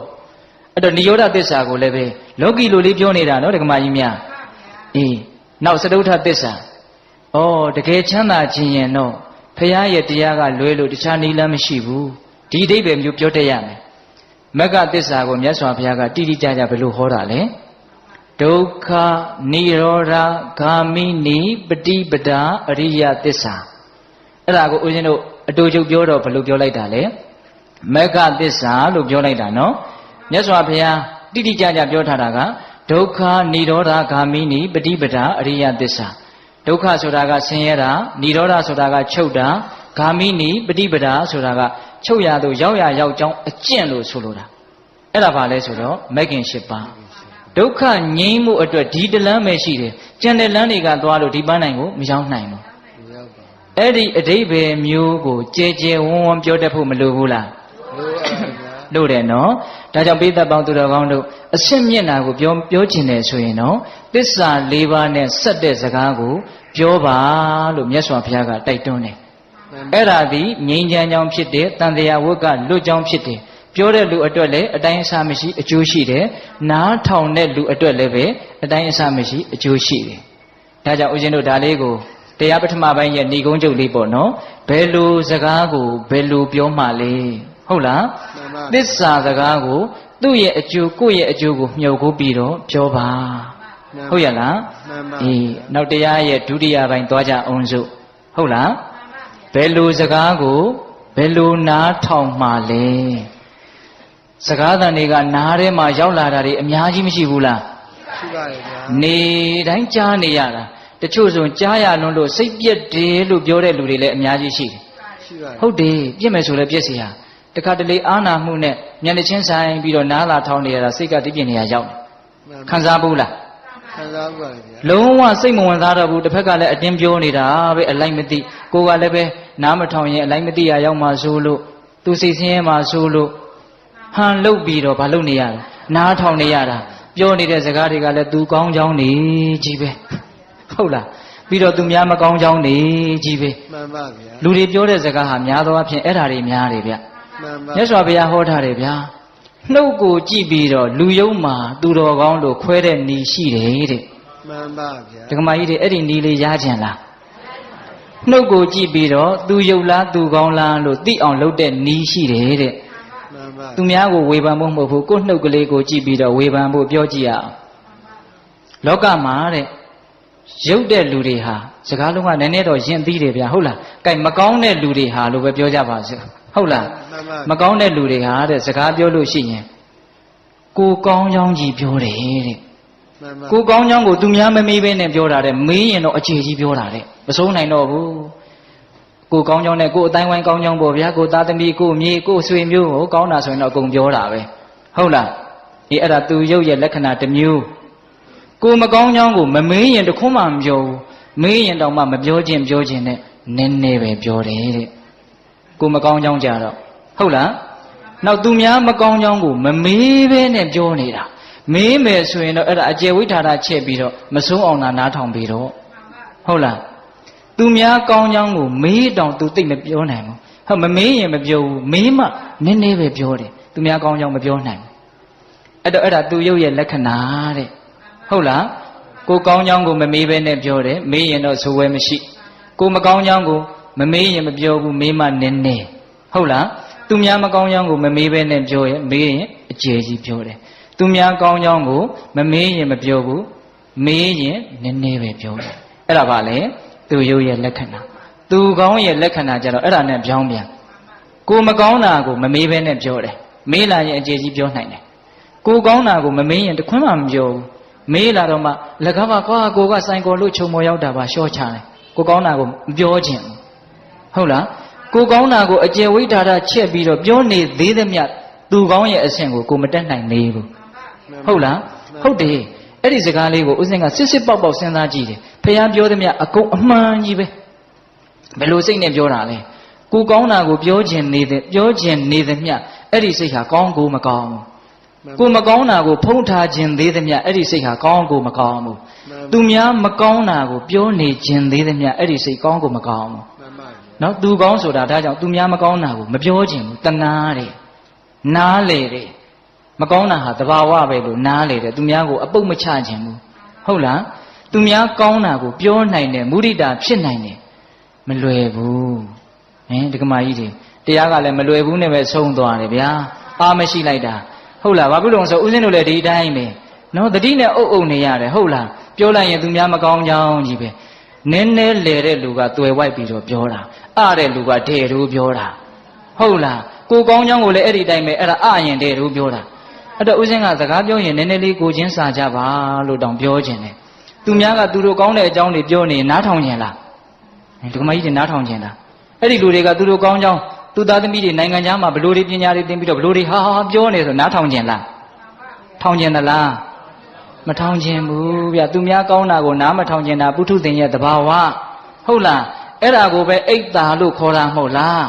အိတ်တာဆိုတာသူများကောင်းတာကိုကြားကိုမကြားခြင်းတာမနာလိုဘူးဆိုတာအဲ့ဒါကိုပြောတာနာတာဆိုတာဘယ်ကနာတာနာကနာတာအခုတရားနာနေတာဘယ်ကနာနေတာအေးအဲ့ဒါဗမာစကားမနာလိုဘူးနားမထောင်လိုဘူးကောင်းတာဆိုကြားကိုမကြားခြင်းဘူးအဲ့ဒါပုထုဇဉ်ရဲ့ပင်ကိုယ်သဘောအဲ့တော့ကိုကောင်းတာကိုသူများသွားပြောရင်အဲ့ဒါမုံစေးစားတော့တာပဲသူများမုံအောင်လုပ်တာနော်ဒါကြောင့်တရားလေးတွေကလိုက်နာရင်တော်တော်ကောင်းတယ်သိလားအဲ့ဒါကိုကောင်းကြောင်းမပြောရင်သူများချစ်လိမ့်မယ်ဗျာသိကြတယ်ဗျာနော်တခါကြီးမိုင်းများဒါကြောင့်ကိုကောင်းတဲ့အကြောင်းကိုတတ်နိုင်တယ်များမပြောပါနဲ့ကိုမကောင်းတဲ့အကြောင်းကိုတတ်နိုင်တယ်များပြောဖို့ကြိုးစားပါဟုတ်ရဲ့လားအေးသူများမကောင်းတဲ့အကြောင်းကိုတတ်နိုင်တယ်များမပြောပါနဲ့သူများကောင်းတဲ့အကြောင်းကိုတတ်နိုင်တယ်များပြောဖို့ကြိုးစားပါဟုတ်လားမှန်ပါဗျာကဲဘယ်လိုစကားကိုဘယ်လိုနားထောင်မှလဲဆိုတာကိုတောင်မရောက်နိုင်ဘူးဖြစ်နေတယ်ဗျာအဲ့တော့ဒကာကြီးဒကမကြီးများဘယ်လိုစကားကိုဘယ်လိုနားထောင်ကြမှာလဲဆိုတော့စကားတွေကကိုနားတဲ့ကိုအမျိုးမျိုးရောက်နေတယ်အဲ့ဒီထဲမှာဦးဇင်းတို့ပထမကိုမကောင်းတာပြောတာတွေနဲ့ပတ်သက်ပြီးတော့ကိုယ့်ရဲ့အပြစ်ကိုယ့်ရဲ့မကောင်းကြောင်းတွေနဲ့ပတ်သက်ပြီးတော့ကိုနားတဲ့ကိုရောက်လာတဲ့စကားတွေနဲ့ပတ်သက်ပြီးတော့အရင်စဉ်းစားကြည့်အောင်ဒကာကြီးဒကမကြီးများမကောင်းကြောင်းကိုသူများပြောတာတွေကြားဖို့လားကြားဘူးလေဓာတ်ရိုက်ပြောတာလဲကြားလိမ့်မယ်ကိုယ်ရာမှာပြောပြီးတော့တဆင့်လာပြောတာလဲကြားရလိမ့်မယ်ကိုမကောင်းကြဘူးလေဟုတ်လားအဲ့ဒီလိုပြောရင်ဘယ်လိုနားထောင်မလဲဒီအချက်ကလေးကအရင်စပြီးတော့စဉ်းစားရအောင်ကိုမကောင်းကြောင်းကိုပတ်ဝန်းကျင်ကပြောလာပြီဆိုရင်စဉ်းစားလိုက်သူတို့ပြောတာဟုတ်သလားမဟုတ်ဘူးလားသူတို့ပြောနေတဲ့မကောင်းကြောင်းတွေကဟုတ်သလားမဟုတ်ဘူးလားလို့စဉ်းစားဟုတ်ချင်လဲဟုတ်မယ်မဟုတ်ချင်လဲမဟုတ်ဘူးဟုတ်နေတယ်ဆိုရင်တော့အဲ့ဒါပြင်ဖို့ကြိုးစားရတော့မယ်နော်တခါကြီးများမခံမြင်ရဘူးနော်သူများမကောင်းကြောင်းပြောတာကိုသူတို့ပြောတဲ့အတိုင်းငါမှဟုတ်မြတ်နေသလားလို့စဉ်းစားဟုတ်တယ်ဆိုရင်ဘာလုပ်ရမလဲပြင်ရမယ်မဟုတ်ဘူးဆိုတာလည်းရှိနိုင်တယ်မဟုတ်ဘဲနဲ့မုန်းလို့ပြောတာလည်းရှိလိမ့်မယ်အဲ့ဒီမဟုတ်ဘူးဆိုရင်တော့ဘယ်နဲ့လုပ်မလဲသီးခံဖို့ကြိုးစားရမယ် မှန်ပါဗျာ နော်ဒါကြောင့်မကောင်းတဲ့စကားတွေအပြစ်တွေနဲ့ပတ်သက်လာရင်ဟုတ်ရင်ပြင်ရမယ်မဟုတ်ရင်သီးခံရမယ်ပိဋကပြောကြည့်စမ်းပါ ဟုတ်ရင်ပြင်ရမယ် မဟုတ်ရင်သီးခံရမယ်အဲ့ဒီစကားနဲ့ပတ်သက်ပြီးတော့အကောင်းဆုံးနားထောင်နေပဲ မှန်ပါဗျာ ဟုတ်လို့ရှိရင်ပြင်ရမယ်ဦးဇင်းတို့မြတ်စွာဘုရားလက်ထက်ကရာဓဆိုတဲ့ယဟန်အိုကြီးတစ်ပါးရှိတယ်အသက်ကြီးမှယဟန်ပြုတာသူယဟန်ပြုတော့သူ့ကိုဘယ်သူကမှယဟန်ပြုမပေးခြင်းဘူးဘယ်ယဟန်ကမှပြုမပေးခြင်းဘူးအဲ့ဒီမှာမြတ်စွာဘုရားကယဟန်တော်တွေကိုဒီပုံနာကြီးရဲ့ကျေးဇူးတရားတွေမင်းတို့ပုံများမရှိကြဘူးလားအဲ့ဒီမှာရှင်သာရိပုတ္တရာကိုတော်မြတ်ကြီးကကျေးဇူးသိသိတာဆိုတော့မှန်လားပါဗျာတပည့်တော်အပေါ်မှာဆွန်းတဆွန်းလောင်းမှုတဲ့ကျေးဇူးရှိပါတယ်ဒါကြောင့်တပည့်တော်ဒီပုံနာအိုကြီးကိုယဟန်ပြုပေးလိုက်ပါမယ်အဲ့ဒီမှာယဟန်ပြုပေးတယ်ကြီးမယဟန်ဖြစ်တာဆိုတော့ဘာမှပြောကောင်းမှာမဟုတ်ဘူးလို့ထင်တရားရှိတယ်သို့တော့တခြားသည်ဗျာပြောလို့အင်မတန်ကောင်းတယ်ငါစာလဲသင်နိုင်တော့တာမဟုတ်ဘူးငါကိုမသိတော်တာတွေကိုပြောသမျှငါအကုန်ပြင်မယ်ဟိုယဟန်ကဒီလိုပြောရင်ဒီလိုပြင်လိုက်တယ်ပြောသမျှအကုန်ပြင်တာအဲ့ဒါရက်ပိုင်းအတွင်းအဲ့ဒီရာဓယဟန်ကြီးဟာယဟန်နာဖြစ်တယ်မှန်ပါဗျာ သူမဟုတ်တာတွေကိုပြောတာနော်ယဟန်ကြီးဒီလိုမဝင့်နဲ့ဒီလိုမပြောနဲ့ဓာတ်ရိုက်ပြောတာနော်ဓာတ်ရိုက်ပြောတာဆိုရင်လူတွေဟာခံနိုင်ခဲ့တယ်နော်ပြီးမှသာကျေးဇူးတင်ရင်တင်မယ်ကြားကသာတော့ထောင်းကနေဒေါသထသွားမယ်ကိုယ့်အတ္တကိုလာထိတာကိုဗျဟုတ်လားအဲ့ဒီယာရမထေကတော့ခံနိုင်တယ်မဟုတ်ဘူးမဟုတ်လို့ပြောတာငါပြင်မယ်အဲ့ဒီလိုပြင်လိုက်တော့2ရက်3ရက်အတွင်းဘာဖြစ်တယ်ယဟန္တာဖြစ်တယ်အဲ့ဒီမှာမြတ်စွာဘုရားကဂါထာလေးတစ်ပုဒ်ဟောတယ်နေဒီနံဝဘဝတာရံယံပတ္တိဝဇ္ဇတတ္တိနံနေကရှဝါရိမေရာဝေတာတိတံပန္တိတံပစီတာတိတံပဇမာနတ္တတေယောဟောတိနပါပိယောအဓိပ္ပာယ်ကဘာလဲဆိုတော့ကိုယ့်ရဲ့အပြစ်တွေကိုမကောင်းကြောင်းတွေကိုရှေ့တင်ပြောဆိုနေတဲ့ပုဂ္ဂိုလ်ကိုယ့်ကိုနှိပ်စက်ပြီးတော့ပြောဆိုတဲ့ပုဂ္ဂိုလ်နော်ကိုမကောင်းတာပြောတယ်ဆိုမှတော့ကိုဆင်းရဲပြီလေဟန်ဆောင်ပြီးတော့ရပါတယ်လို့ပြုံးတာနေလဲရတာစိတ်ထဲကတော့သိပ်ပြီးတော့မချိလှဘူးဒါဥစဉ်တို့လည်းဒီတိုင်းပဲဒကာကြီးဒီမကြီးများလည်းဒီတိုင်းပဲဖြစ်ပါလိမ့်မယ်ဒါကြောင့်ကိုမကောင်းတာကိုပြောတယ်ဆိုရင်အဲ့ဒါနှိပ်စက်ပြီးတော့တစ်ဖက်ကဘာလုပ်နေတာလဲပြောနေတာအပြစ်ကိုပြပြီးတော့အဲ့ဒါလိုနှိပ်စက်ပြီးတော့ပြောတဲ့အမျှော်မြင်ရှိတဲ့ပညာရှိကိုတဲ့မြေအိုးထဲမှာပိုင်ရှင်မရှိတဲ့ရွှေအိုးတွေကိုဖော်ပြတယ်လို့မျိုးရွှေအိုးကိုညွန်ပြတဲ့လူလို့သဘောထားရမယ်တဲ့မှန်ပါဗျာတစုံတယောက်သောပုဂ္ဂိုလ်ကဟေးဟိုနားမှာပိုင်ရှင်မရှိတဲ့ရွှေအိုးကြီးရှိတယ်သွားယူကြပါလားဆိုရင်ဘယ်လိုလုပ်မှလဲတောက်လျှောက်သွားယူမယ်အဲ့ဒီလူကိုရှ िख ိုးကျင်တောင်ရှ िख ိုးသွားလိုက်အောင်မယ်ဟင်ဒကမာကြီးများမှန်ပါဗျာအေးကိုယ့်ရဲ့အပြစ်ကိုနှိပ်ဆက်ပြီးတော့နှိပ်ကွပ်ပြီးတော့နာနာကျင်ကျင်အပြစ်မြင်တိုင်းဝမ်းလွဲမသူဟုတ်တိုင်းဆိုတတ်တဲ့ဆရာရဲ့ဂုဏ်ကျေးဇူးတသိတ္တိတနဲ့ပြည့်စုံတဲ့မိတ်ဆွေသို့မဟုတ်ပညာရှိတယောက်ကိုတွေ့ရတဲ့ဆိုရင်ရွှေအိုးကိုညွှန်ပြတဲ့လူလို့သဘောထားရမယ်အဲ့ဒီလိုမျိုးနားထောင်တတ်ရမယ်မှန်ပါဗျာတာရိတံပဇာမာနတတေယောဟောတိနပါပိယောတာရိတံထိုကဲ့သို့သောပညာရှိကိုပဇာမာနတချင့်ကံသောပုဂ္ဂိုလ်အားတေယောဟောတိနပါပိယောမြတ်တယ်ဆိုတာသာဖြစ်နိုင်တယ်ရှုံးတယ်ဆိုတာမဖြစ်နိုင်ဘူးမြင့်မြတ်တယ်ဆိုတာသာဖြစ်နိုင်တယ်ယုံညံ့တယ်ဆိုတာမဖြစ်နိုင်ဘူးဟုတ်လားအပြစ်ပြပြီးတော့ကိုယ့်ကိုပြောဆိုတဲ့ပုဂ္ဂိုလ်ကိုကတကယ်လို့မြန်ရွှေအိုးပြတဲ့လူလို့သဘောထားနိုင်မယ်ဆိုရင်ကိုဟာမြင့်မြတ်တဲ့လူဖြစ်မယ်ယုံညံ့တဲ့လူမဖြစ်နိုင်မှန်ပါဗျာဟာနားတဲ့ကိုတန်ရီဘူးနဲ့လောင်းလိုက်တယ်လို့ခံရခက်တယ်ကွာလာမပြောနဲ့ငါသိတယ်ငါတက်တယ်ဆိုပြီးတော့ဒေါသတွေနဲ့ပြန်တုံ့ပြန်မယ်ဆိုရင်တော့ယုံညံ့တဲ့သူရှုံးတဲ့သူဖြစ်သွားမှာပေါ့ဟုတ်လားဒါကြောင့်ပိဿပေါင်းသူတော်ကောင်းတို့ဘယ်စကားကိုဘယ်လိုနားထောင်မလဲဆိုတဲ့နေရာမှာ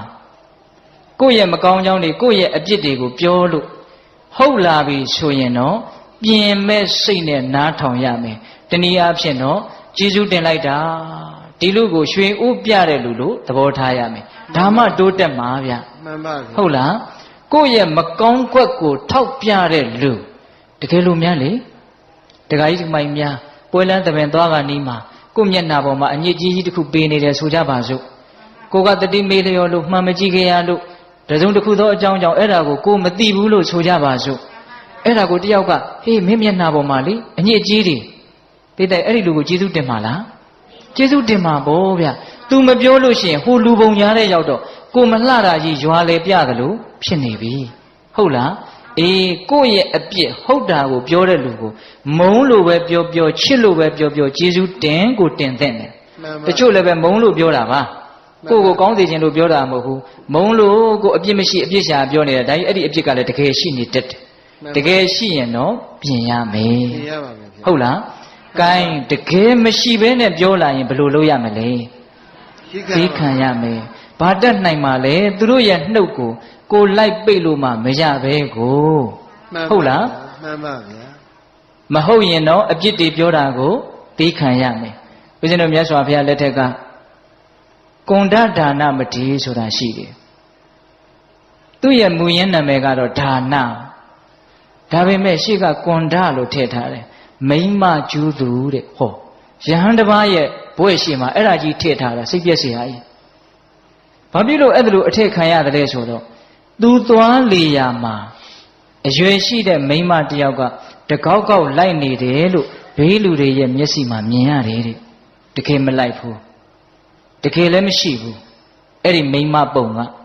သို့တော့ဘေးကကြည့်တဲ့လူရဲ့မျက်စိထဲမှာအဲ့ဒါလိုကိုမြင်နေရတာဘယ်သူမှသူ့ကိုမယုံဘူးဆွန်းလောင်းမဲ့လူလည်းမရှိဘူးနော်သူ့မှာအင်မတန်ချွတ်တဲ့အဲ့ဒါလိုကြီးဖြစ်တာဒါရှိတုန်းကသူကယဟန်တစ်ပါးကိုတကယ်ချစ်ကြတာဟုတ်ရဲ့လားတကယ်မေတ္တာရှိကြတာဟုတ်ရဲ့လားလို့စွမ်းတဲ့အနေနဲ့ရုပ်ကစိုးနဲ့ဖြစ်တုန်းကမိမပုံသဏ္ဍာန်ဖန်ဆင်းပြီးတော့ယဟန်တစ်ပါးကိုတန်တရားဖြစ်အောင်လုပ်ခဲ့လို့ဒါဥစဉ်အကျေမပြောဘူးနော်အဲ့ဒါဥစဉ်တို့မြတ်စွာဘုရားလက်ထက်ရောက်တော့ယဟန်လာဖြစ်တယ်အဲ့ဒါဝိဘတ်ရုပ်ပေါ့နော်မိမပုံတပုံကသူ့နောက်ကိုလိုက်နေတာဆွန့်ခံသွားလဲပါနေတာအဲ့ဒါကိုကောသလမင်းကြီးကနောက်တော့သိတဲ့အခါကျတော့ဒီယဟန်ဘလို့လဲမသိဘူးစုံစမ်းလာကျောင်းပေါ်လောက်တော့အဲ့ဒီယဟန်ကကျောင်းပေါ်တက်သွားတယ်ကောသလမင်းကြီးကနောက်ကလိုက်သွားတယ်အဲ့ဒီမိန်းကလေးကလည်းလိုက်သွားတာပဲကျောင်းပေါ်ရောက်တော့အဲ့ဒီမိန်းကလေးကမရှိအဲ့ဒီယဟန်ပြန်ဆင်းသွားတော့မိန်းကလေးကပါသွားတာပဲအဲ့ဒီတော့မှဒါအကြောင်းတစ်ခုခုကြောင့်ရှိမယ်လို့ကောသလမင်းကြီးသဘောပေါက်မြတ်စွာဘုရားကိုရှောက်မြတ်စွာဘုရားကအကျိုးအကြောင်းပြောပြအတိတ်အကြောင်းကိုပြောပြတော့အရှင်ဘုရားဒီလိုဆိုရင်အရှင်ဘုရားကိုဘယ်သူကကြည်ညိုမှာလဲတပည့်တော်စွန့်ကွန်းဝေယဝိဆပစ္စည်းလေးပါးဒါယကခံတယ်ဆိုပြီးတော့နောက်တော့ယဟန္တာဖြစ်တယ်အဲ့ဒီမထေကိုအကြောင်းပြုပြီးတော့ပြောတဲ့စကားလေးတော်တော်မှတ်သားစရာကောင်းတယ်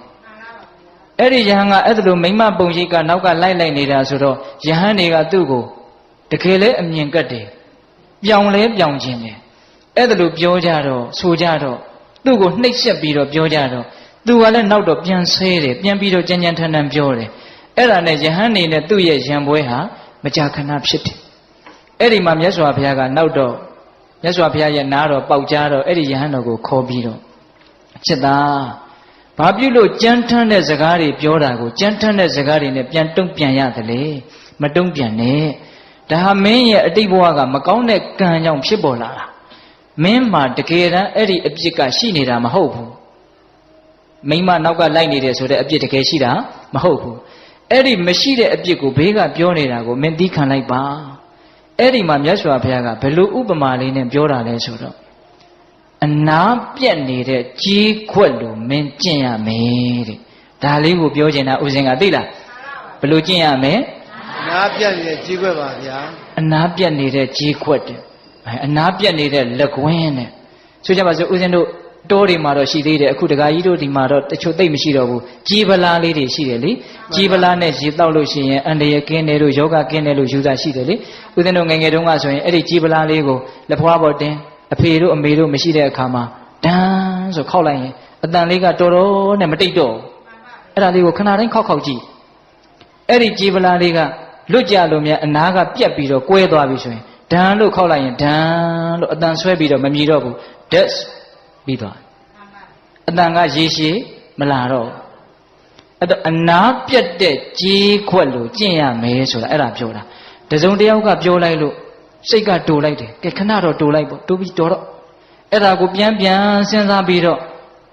ညလည်းမပြီးနိုင်နောက်နေ့လည်းမပြီးနိုင်နောက်လလည်းမပြီးနိုင်အိုးကြီးပလားလက်နဲ့တောက်လိုက်တယ်လို့ဒန်းဆိုတဲ့အတန်ကအမြင်ကိုမပြတ်တော့ဘူးဟင်ဒကမာကြီးတွေစိတ်ထဲမှာ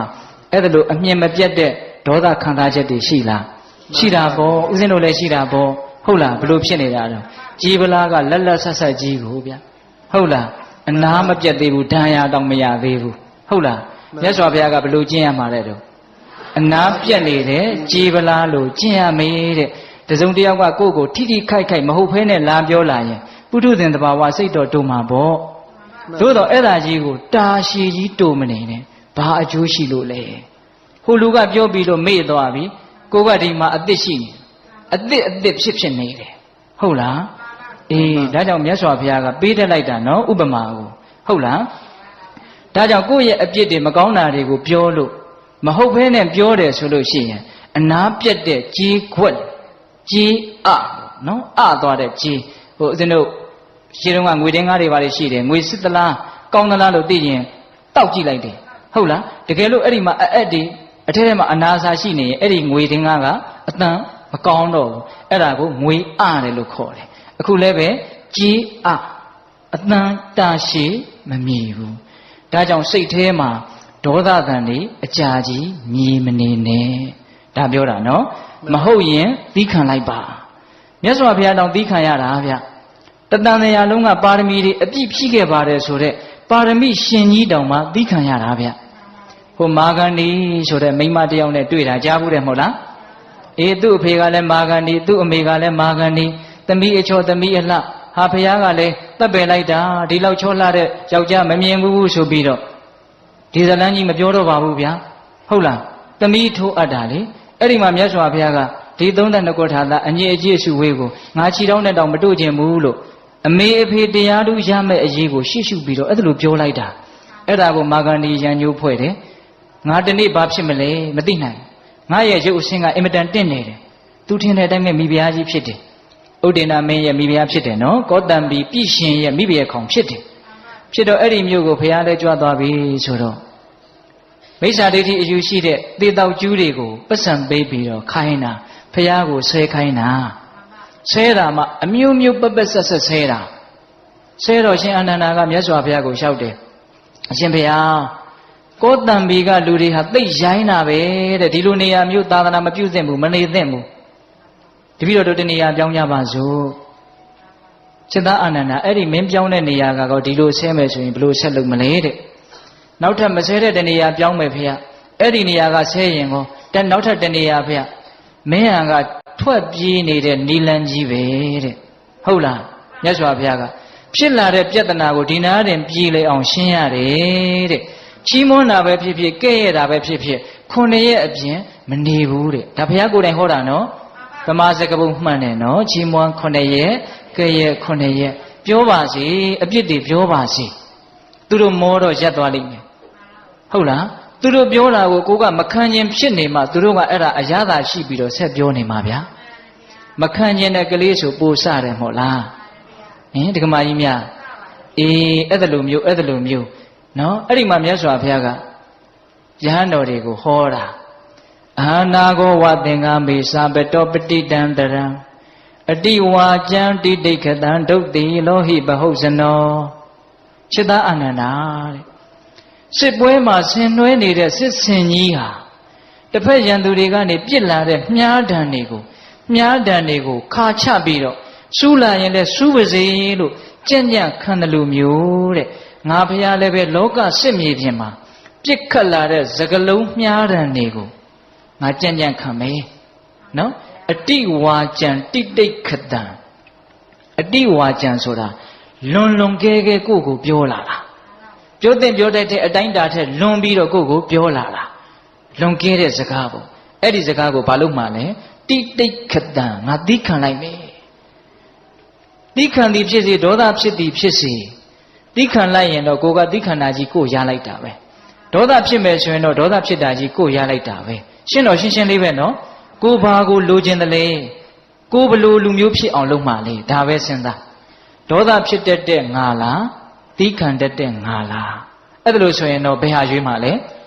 သီးခံတတ်တဲ့ငါလို့ရွေးမှာပေါ့နော်ဒါပေမဲ့တကယ်တွေ့လာပြီဆိုရင်တော့ဒေါသဖြစ်တဲ့ငါကိုပဲရွေးပြီးသားဖြစ်နေတယ်ဟင်တက္ကမကြီးများမှန်ပါမြတ်စွာဘုရားကဒါကြောင့်လွန်ကျူးပြီးတော့ပြောတဲ့စကားတွေကိုသီးခံလိုက်မယ်တဲ့ဘာဖြစ်လို့လဲဆိုတော့အကြောင်းပြတာတွေလှလွန်းလို့ဒုတ်တိလောဟိဘဟုတ်စနောတဲ့လောကမှာရှိတဲ့လူအများစုတွေဟာ မဆောင်စည်းကြတဲ့တီလမဲ့တဲ့လူတွေကြီးများတယ်တဲ့ကဲဟင်ဒီကမာကြီးများကိုယ့်ရဲ့နှုတ်ကိုမဆောင်တဲ့လူကိုယ့်ရဲ့လက်ကိုမဆောင်တဲ့လူတွေပဲများတဲ့ဟုတ်လားဒါကြောင့်ဘဝဆိုတာစူးကြားမှာတီးရတဲ့ဘူးသီးလိုပဲတခါတလေဟိုလိုလှုပ်လဲအပြစ်မလွတ်ဒီလိုလှုပ်လဲအပြစ်မလွတ်ဟုတ်လားအဲ့ဒီတော့ကံပြောခြင်းရပြောပါစေလို့ဒီလိုထားရမယ့်အခြေအနေမျိုးတွေအများကြီးရှိလာတယ်နော်တခါယူမိုက်များဒါကြောင့်ကိုမကောင်းတာတွေပြောပြီးအပြစ်တွေပြောလာပြီဆိုရင်မဟုတ်ရင်ဘာလုပ်ရမလဲသီးခံရမယ်ဟုတ်ရင်တော့ဘာလုပ်ရမလဲပြင်ရပါမယ်ပြင်ရမယ်ဒါကမကောင်းတဲ့စကားတွေနဲ့ပတ်သက်ပြီးတော့ဟုတ်လားမှန်ပါကဲကိုနားတဲ့ကိုကောင်းတဲ့စကားတွေနဲ့ပတ်သက်ပြီးတော့လေရောက်လာအောင်ပါပဲဟုတ်လားကိုမြတ်နိုးတဲ့လူတွေချစ်တဲ့လူတွေရှိမှာပဲလေကိုကလည်းပဲကောင်းတဲ့လောက်လည်းကောင်းမှာပဲလေအဲ့ဒီလိုကိုရဲ့ကောင်းတာတွေကိုလည်းပြောလိမ့်မယ်အဲ့ဒါတွေကလည်းကိုယ်ရာပြောတာရှိမယ်ရှေ့တင်ပြောတာရှိမယ်ဟုတ်လားအဲ့ဒီကောင်းတာတွေကလည်းဟုတ်တာလည်းရှိခြင်းရှိမယ်မဟုတ်ဘဲနဲ့မြှောက်ပြီးတော့ပြောတာလည်းရှိခြင်းရှိမယ်ဘယ်လိုပဲပြောကောင်းတာတွေပြောပြီးဆိုရင်တော့အဲ့ဒီစကားသံနောက်ကိုရင်မှုပြီးတော့လိုက်မသွားဖို့လိုတယ်ဟင်ဒီကမာကြီးများမကောင်းတာတွေကိုမဟုတ်ဘဲနဲ့မြှောက်ပြောတာဆိုရင်တော့နားကိုထောင်းမနေနဲ့ဒါပေမဲ့လူတွေကလည်းခက်တော့ခက်ကြီးဗျာကောင်းတာပြောရင်တော့မဟုတ်လည်းပဲနားအရသာခံပြီးတော့နေနေတာပဲဒါကြောင့်မို့လို့အဲ့ဒီနီလန်းကြီးကဘယ်တော့မှတိမ်ခေါ်မှမဟုတ်ဘူးမြှောက်တာလူတိုင်းကြိုက်တာပေါ့ဆိုတာတကယ်လဲကြိုက်တယ်ဦးဇင်းတို့လည်းကြိုက်တယ်ဒကာကြီးဒကာမကြီးများလည်းကြိုက်တယ်ဒါကတော့ဦးဇင်းကသဘောတူလားလို့ကိုမေးမနေတော့ဘူးတေချာပေါက်ကိုသိတယ်မြှောက်တာမကြိုက်တဲ့လူတယောက်မှမရှိဘူးလို့ကိုပြောလိုက်ခြင်းသေးတယ်ပုထုဇဉ်တွေထဲမှာဆိုရင်တော့မှန်ပါဟုတ်လားဒါကြောင့်ကိုကောင်းတာကိုပြောတယ်ဆိုရင်မဟုတ်ရင်တော့မဟုတ်ဘူးလို့ပြောလိုက်ပါဒါကြီးကိုအရသာခံမနေပါနဲ့ဟုတ်လားကိုကောင်းတာကိုဟုတ်နေအောင်တောင်မှရစ်မှုပြီးတော့မနေပါနဲ့ဟုတ်လားအေးဒါကကိုနဲ့ဓာတ်ရိုက်ပတ်သက်တဲ့ကောင်းမကောင်းစကားတွေဟုတ်လားစကားတွေကနှစ်မျိုးပဲရှိတာနော်ကိုအကြောင်းကကောင်းတာရဲ့မကောင်းတာရဲ့အဲ့ဒါကိုလည်းပဲနောက်ထပ်ပြီးတော့ခွဲလိုက်ပါဦးကောင်းတာကလည်းဟုတ်တာလည်းပါမယ်မဟုတ်တာလည်းပါမယ်လေးမျိုးဖြစ်သွားပြီဗျမကောင်းတာကလည်းဟုတ်တာလည်းပါမယ်မဟုတ်တာလည်းပါမယ်အဲ့ဒီကောင်းမကောင်းဟုတ်မဟုတ်ဆိုတာတွေကိုရှေ့တင်ပြောတာရှိမယ်ကိုယ်ရပြောတာရှိမယ်ဟောစကားတွေကိုအများကြီးပြသွားတယ်နော်တိုင်ဒါကကိုယ်နဲ့ပတ်သက်တဲ့ဓာတ်ရဲ့အကြောင်းပေါ့နောက်ကိုယ်နဲ့သိမ့်မပတ်သက်ဖဲနဲ့ကဲစကားတွေကြံသေးတယ်ဗျာဒီကမကြီးများအချိန်လဲနေနဲ့ကြံသေးတယ်ပြောဦးမယ်နော်ကိုယ်နဲ့မပတ်သက်တဲ့အကြောင်းတွေဟုတ်လားဟင်မရေတွက်နိုင်လောက်အောင်များတယ်အနုပညာနဲ့ပတ်သက်လို့အာကစားနဲ့ပတ်သက်လို့နိုင်ငံရေးနဲ့ပတ်သက်လို့တဘာဝဘေးဒဏ်တွေနဲ့ပတ်သက်လို့ဟင်ဒီကမကြီးများကြားနေတာတွေမရှိဘူးလားရှိတယ်စကားတွေမှအများကြီးကြားနေတာနော်အဲ့တော့အဲ့ဒီစကားတွေတဲကိုလည်းပဲတူရာခွဲကြည့်ရအောင်နော်ကိုယ်နဲ့မပတ်သက်တဲ့တိတ်မပတ်သက်တဲ့စကားကိုအကြောင်းမဟုတ်တာပေါ့လေအဲ့ဒါဘာလဲဆိုတော့ကိုအကြောင်းလို့လည်းပြောမယ်ဆိုရင်တော့ပြောလို့ရတာပေါ့လေဟိုတရားနဲ့ပတ်သက်ရင်တော့ကိုအကြောင်းလို့လည်းပြောလို့ရတာပေါ့ဟုတ်လားအေးထားပါတော့ကိုကောင်းကြောင်းမကောင်းကြောင်းဆိုတာနဲ့မပတ်သက်တဲ့အကြောင်းတွေကိုခွဲမယ်ဆိုရင်လည်းနှစ်မျိုးရှိတယ်အဲ့ဒါဘာလဲဆိုတော့အနှစ်မရှိတဲ့စကားကြီးအနှစ်ရှိတဲ့စကားနှစ်မျိုးရှိတယ်ဟင်ဒီကမကြီးများမှန်ပါဗျာအနှစ်မရှိတဲ့စကားတွေကြားနေရတယ်တခါတရံကြတော့လေအနှစ်ရှိတဲ့စကားတွေကြားရတယ်အနှစ်မရှိတဲ့စကားတွေကိုနားမထောင်ဖြစ်ဖို့ကြိုးစားပါဘာပြုလို့လဲဆိုတော့ဦးဇင်းတို့လူရင်းပဲပြောမယ်အနှစ်မရှိတဲ့စကားတွေတန်ဖိုးမရှိတဲ့စကားတွေကိုနားထောင်မိရင်အဲ့ဒီအချိန်မှာတန်ဖိုးမရှိတဲ့အတွေးတွေဖြစ်နေတာသိကြတယ်တန်ဖိုးမရှိတဲ့စိတ်ကူးတွေတန်ဖိုးမရှိတဲ့စိတ်တွေဖြစ်နေတယ်တန်ဖိုးမရှိတဲ့စိတ်တွေတန်ဖိုးမရှိတဲ့အတွေးတွေဖြစ်နေရင်အဲ့ဒီအချိန်မှာတန်ဖိုးမရှိတဲ့လူတစ်ယောက်ဖြစ်နေတာသိကြလားမှန်ပါဒီစိတ်ကလေးဒီအတွေးလေးနဲ့လူလုံနေရတာအတွေးကတန်ဖိုးမရှိဘူးစိတ်ကတန်ဖိုးမရှိဘူးဆိုအဲ့ဒီအချိန်မှာတန်ဖိုးမရှိတဲ့လူတစ်ယောက်ပေါ့ဗျာမှန်ပါဟုတ်လားမှန်ပါဒါကြောင့်တန်ဖိုးမရှိတဲ့စကားတွေကိုနားထောင်နေတဲ့အချိန်မှာငါဒီတန်ဖိုးမရှိတဲ့အတွေးတွေတန်ဖိုးမရှိတဲ့စိတ်တွေဖြစ်နေတဲ့အတွက်ကြောင့်တန်ဖိုးမရှိတဲ့လူတစ်ယောက်ဖြစ်နေပြီဘဝဟာတန်ဖိုးရှိတယ်အချိန်ဟာတန်ဖိုးရှိတယ်တန်ဖိုးရှိတဲ့အချိန်တွေတန်ဖိုးရှိတဲ့ဘဝတွေခွန်အားတွေကိုတန်ဖိုးမရှိတဲ့အဖြစ်နဲ့ငါဖြုံးတိပြစ်နေတာပဲ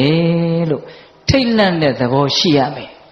မြင့်မြတ်တာတွေလုံနိုင်ခွင့်ရှိနေတာကိုနှိမ့်ကြတာတွေကိုလုံနေတယ် အဲ့တော့တန်ဖိုးမရှိတဲ့စကားတွေကိုနားထောင်လို့အကျိုးဆုပ်ယုတ်တာတွေအများကြီးရှိပါတယ်ဗျာစကားနောက်လိုက်သွားပြီးတော့တခါတည်းတချို့များလိုက်ပြီးတော့ဖြည့်ရှင်းသည့်အထိမိုက်ပြတာတွေရှိတယ်နော်မှန်ပါဗျာ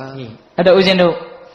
တန်ဖိုးမရှိတဲ့စကားနဲ့ပတ်သက်ပြီးတော့အကျေတဝန်ကြီးမပြောရှင်ဘူးဟုတ်လားအမြင့်ကစဖြတ်လိုက်မယ်နားမထောင်ဖြစ်အောင်ကြိုးစားပါ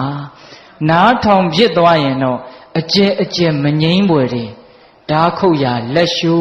ဟုတ်လားနော်ဓာခုတ်ရလက်ရှူမိတတ်တယ်နော်စကားတွေနားထောင်ပြီးတော့ကိုယ်နဲ့ဘာမှဆိုင်ကြမဆိုင်သူများအမှုတွေတဲ့ဝင်ပါတချို့ဆိုရင်တန်ဃာရှင်းရဒီစကားဟိုပို့ဟိုစကားဒီပို့ဟာကိုကကြားထဲကနေပြီးတော့ဟိုလူကမတရားတာဒီလူကမတရားတာကို့မယ်ရှုပ်ရှက်ကိုခတ်နေတာပဲဟင်ဒကမာကြီးများကို့အလုံးနဲ့စားဝတ်နေရေးတွေနဲ့ကို့ဘဝခန္ဓာရေးတွေနဲ့ရှုပ်ရတဲ့ကြားထဲဒီအနှစ်မရှိတဲ့စကားတွေကိုဖြေရှင်းနေရတဲ့အရှုပ်တွေကထပ်ပြီးတော့များနေသေးတယ်အဲ့တော့တန်ဖိုးရှိတဲ့လူတစ်ယောက်ဖြစ်ချင်တယ်ဘဝမှာလေးလေးနက်နက်ဖြစ်ချင်တယ်ဆိုရင်တန်ဖိုးမရှိတဲ့စကားတွေဟာငါရဲ့ဘဝကိုတဖြည်းဖြည်းနဲ့လှိုက်စားနေတာလို့သဘောပေါက်ပြီးတော့တတ်နိုင်သမျှနားမထောင်ဖြစ်ဖို့ကြိုးစားဟုတ်ရလားမှန်ပါအေးနောက်တန်ဖိုးရှိတဲ့စကားဒါကြတော့ရှားဖွေပြီးတော့ကိုနားထောင်ရမယ်မှန်ပါဗျာတန်ဖိုးရှိတဲ့စကားတဲ့နော်ဒါလေးနဲ့ပတ်သက်ပြီးတော့ဦးဇင်းတို့မေဂိယသုတ်တံကိုနည်းနည်းလေးဏိကုံးချုပ်ပြောခြင်းမေဂိယဆိုတဲ့ယဟန်တစ်ပါးရှိတယ်နော်မြတ်စွာဘုရားလက်ထက်ကဘုရားရဲ့အလုတ်အကျွေးယာယီသူဆောင်ရွက်တယ်ရှင်အနန္ဒာအလုတ်အကျွေးမလုခင်တုန်းကပေါ့လေအဲ့ဒါနဲ့တနေ့တော့မြတ်စွာဘုရားနဲ့သွားရင်းနဲ့ဟိုးခလန်းလန်းမှာတရက်ဥယျာဉ်ကြီးမှိုင်းညို့ပြီးတော့မြင်တယ်မြင်တော့မြတ်စွာဘုရားတဲ့တပည့်တော်အဲ့ဒီတရက်ဥယျာဉ်ကြီးကိုလည်းမြင်တော့တရားသွားအထုတ်ခြင်းစိတ်တွေအရန်ပေါက်တယ်တပည့်တော်အဲ့ဒီသွားပါရစီအဲ့တော့မြတ်စွာဘုရားကချစ်သားငါဘုရားတပါးတည်းနောက်ထပ်အလုတ်အကျွေးယဟန်တပါးလာသည်အထိစောင့်ဆိုင်ပါအောင်အရှင်ဘုရားတဲ့တပည့်တော်သွားတရားအထုတ်ပါရစီအရှင်ဘုရားကတရားအထုတ်เสียမလိုတော့ဘူးတဲ့ပြီးသားတပည့်တော်အခုမှပုထုသင်ပဲရှိသေးတယ်ဒါကြောင့်တပည့်တော်ကိုခွင့်လွတ်တော်မူပါဟောအဲ့ဒါလိုတောင်လျှောက်တာနော်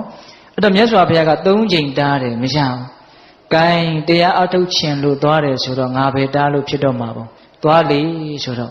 ဘုရားရဲ့တပိတ်သင်္ကန်းကိုအဲ့ဒီနာအသာချထားခဲ့ပြီးတော့သွားတာဗျာ။တရားအထုတ်ခြင်းလွန်းတဲ့စိတ်နော်။အဲ့ဒါကလည်းသူကအဲ့ဒီနေရာနဲ့သူနဲ့ကဓာတ်ခိုက်နေတာ။အဲ့ဒီတရက်ဥယျာဉ်ကြီးကတစ်ချိန်တုန်းကသူကရှင်မင်းဖြစ်ပြီးတော့ထိနှံဆွဆန်ခဲ့တဲ့နေရာကြီးတဲ့။ဒါသူမသိပါဘူး။ဘဝလောကဆိုတာသိဆန်းကျယ်တယ်ဗျနော်အဲ့ဒါနဲ့အဲ့ဒီနေရာလဲရောက်ရောသူကအဲ့ဒီတရက်ဥယျာဉ်ကြီးရဲ့အလေကြောက်ဖြာကြီးပေါ်မှာထိုင်ပြီးတော့မေတရားနှလုံးတွေကျင့်သုံးပြီးတော့ပီတိတွေဖြစ်နေလိုက်တာဩတိတ်ရှိလို့အေးချမ်းလိုက်တာအယောင်နောက်ကျလိုက်တာ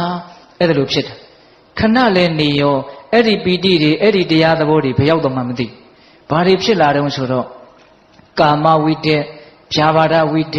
ဝိဟိန္ဒဝိတ္တတွေတစ်ခုပြီးတစ်ခုဝင်နေတော့တာပဲတဲ့အဲ့ဒါနဲ့ तू ချွေးတွေတောင်ပြန်လာတယ်လို့ဆိုတယ်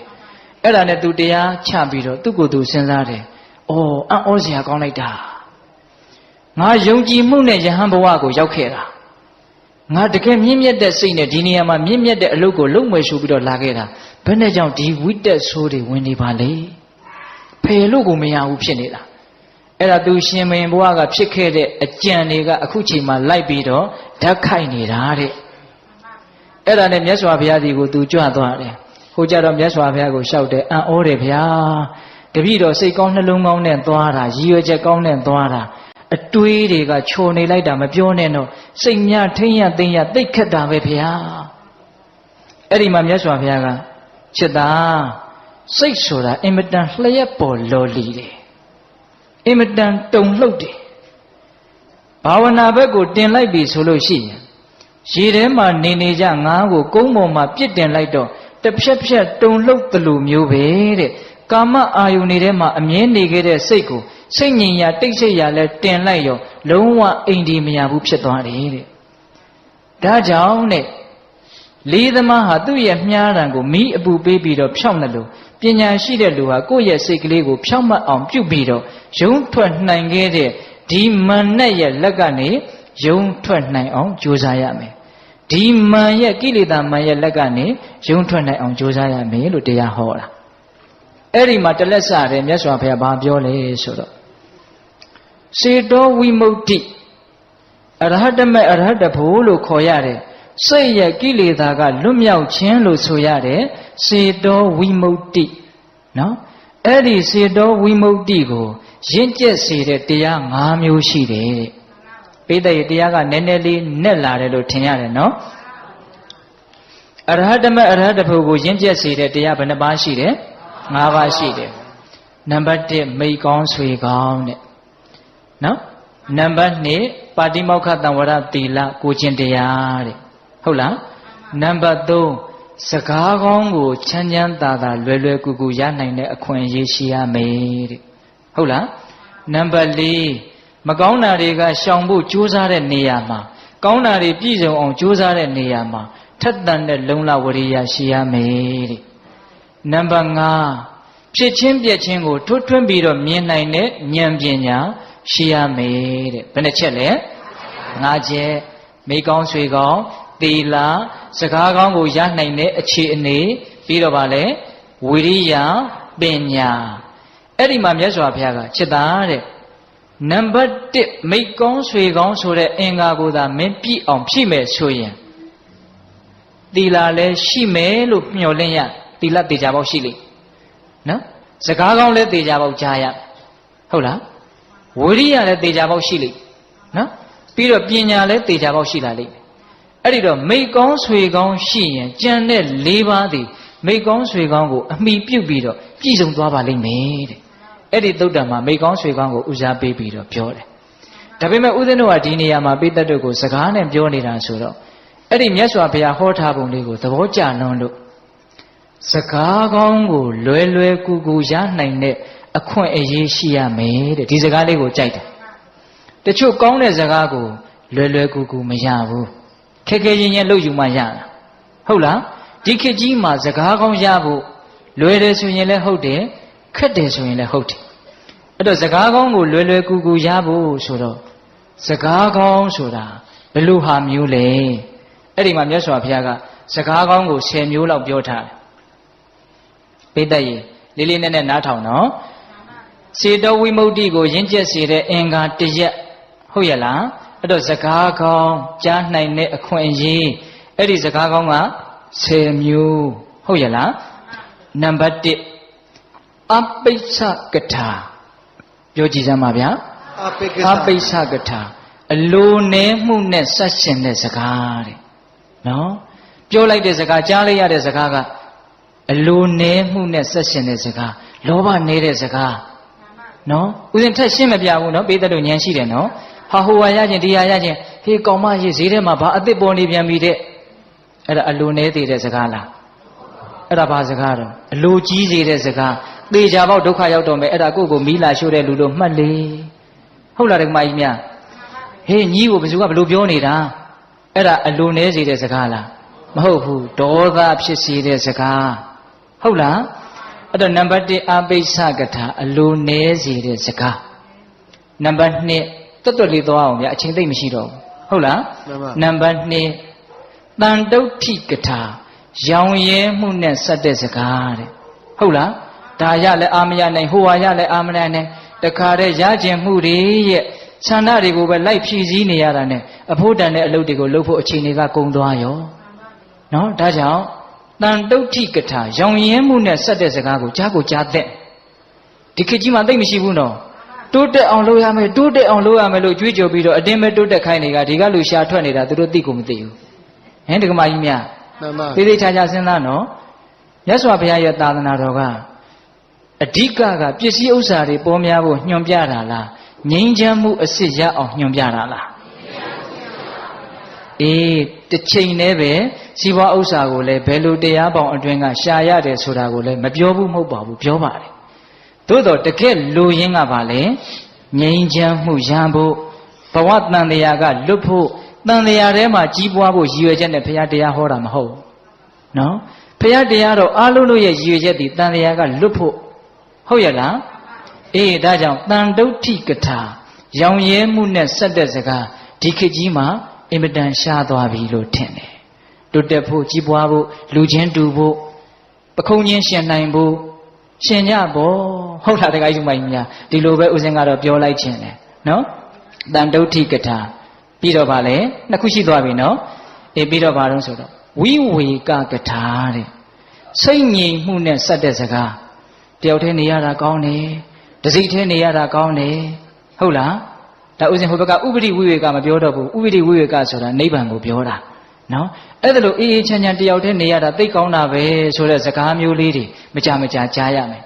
အများနဲ့နေရတာသိဆင်းရဲတာပဲဆိုတာမျိုးကြားရမယ်နော်တာရာရဏေဝိဟဉ္ဉန္တိပေါင်းသင်းဆက်ဆံရတာအင်မတန်ပင်ပန်းနေလက်ခံလာတဲ့ကမကြီးများအပေါင်းအသင်းတစ်ယောက်ရှိရင်တစ်ယောက်စာပင်ပန်းတယ်နှစ်ယောက်ရှိရင်နှစ်ယောက်စာပင်ပန်းတယ်ဟုတ်ရဲ့လားမိကောင်းဆွေကောင်းဆိုတာကအဓိပ္ပာယ်တစ်မျိုးနော်တကယ်ကြီးမိုက်များတာရာရဏေဝိဟဉ္ဉန္တိဒါကြောင့်ဝိဝေကကထာစိတ်ငြိမ်မှုနဲ့ဆက်သက်တကားနောက်အတန်တက္ကကထာမယောနှောမှုနဲ့ဆက်တဲ့စကားတဲ့လူရှုပ်ရှုပ်ရှိတဲ့နေရာဆိုသိသွားချင်တာပဲဟုတ်လား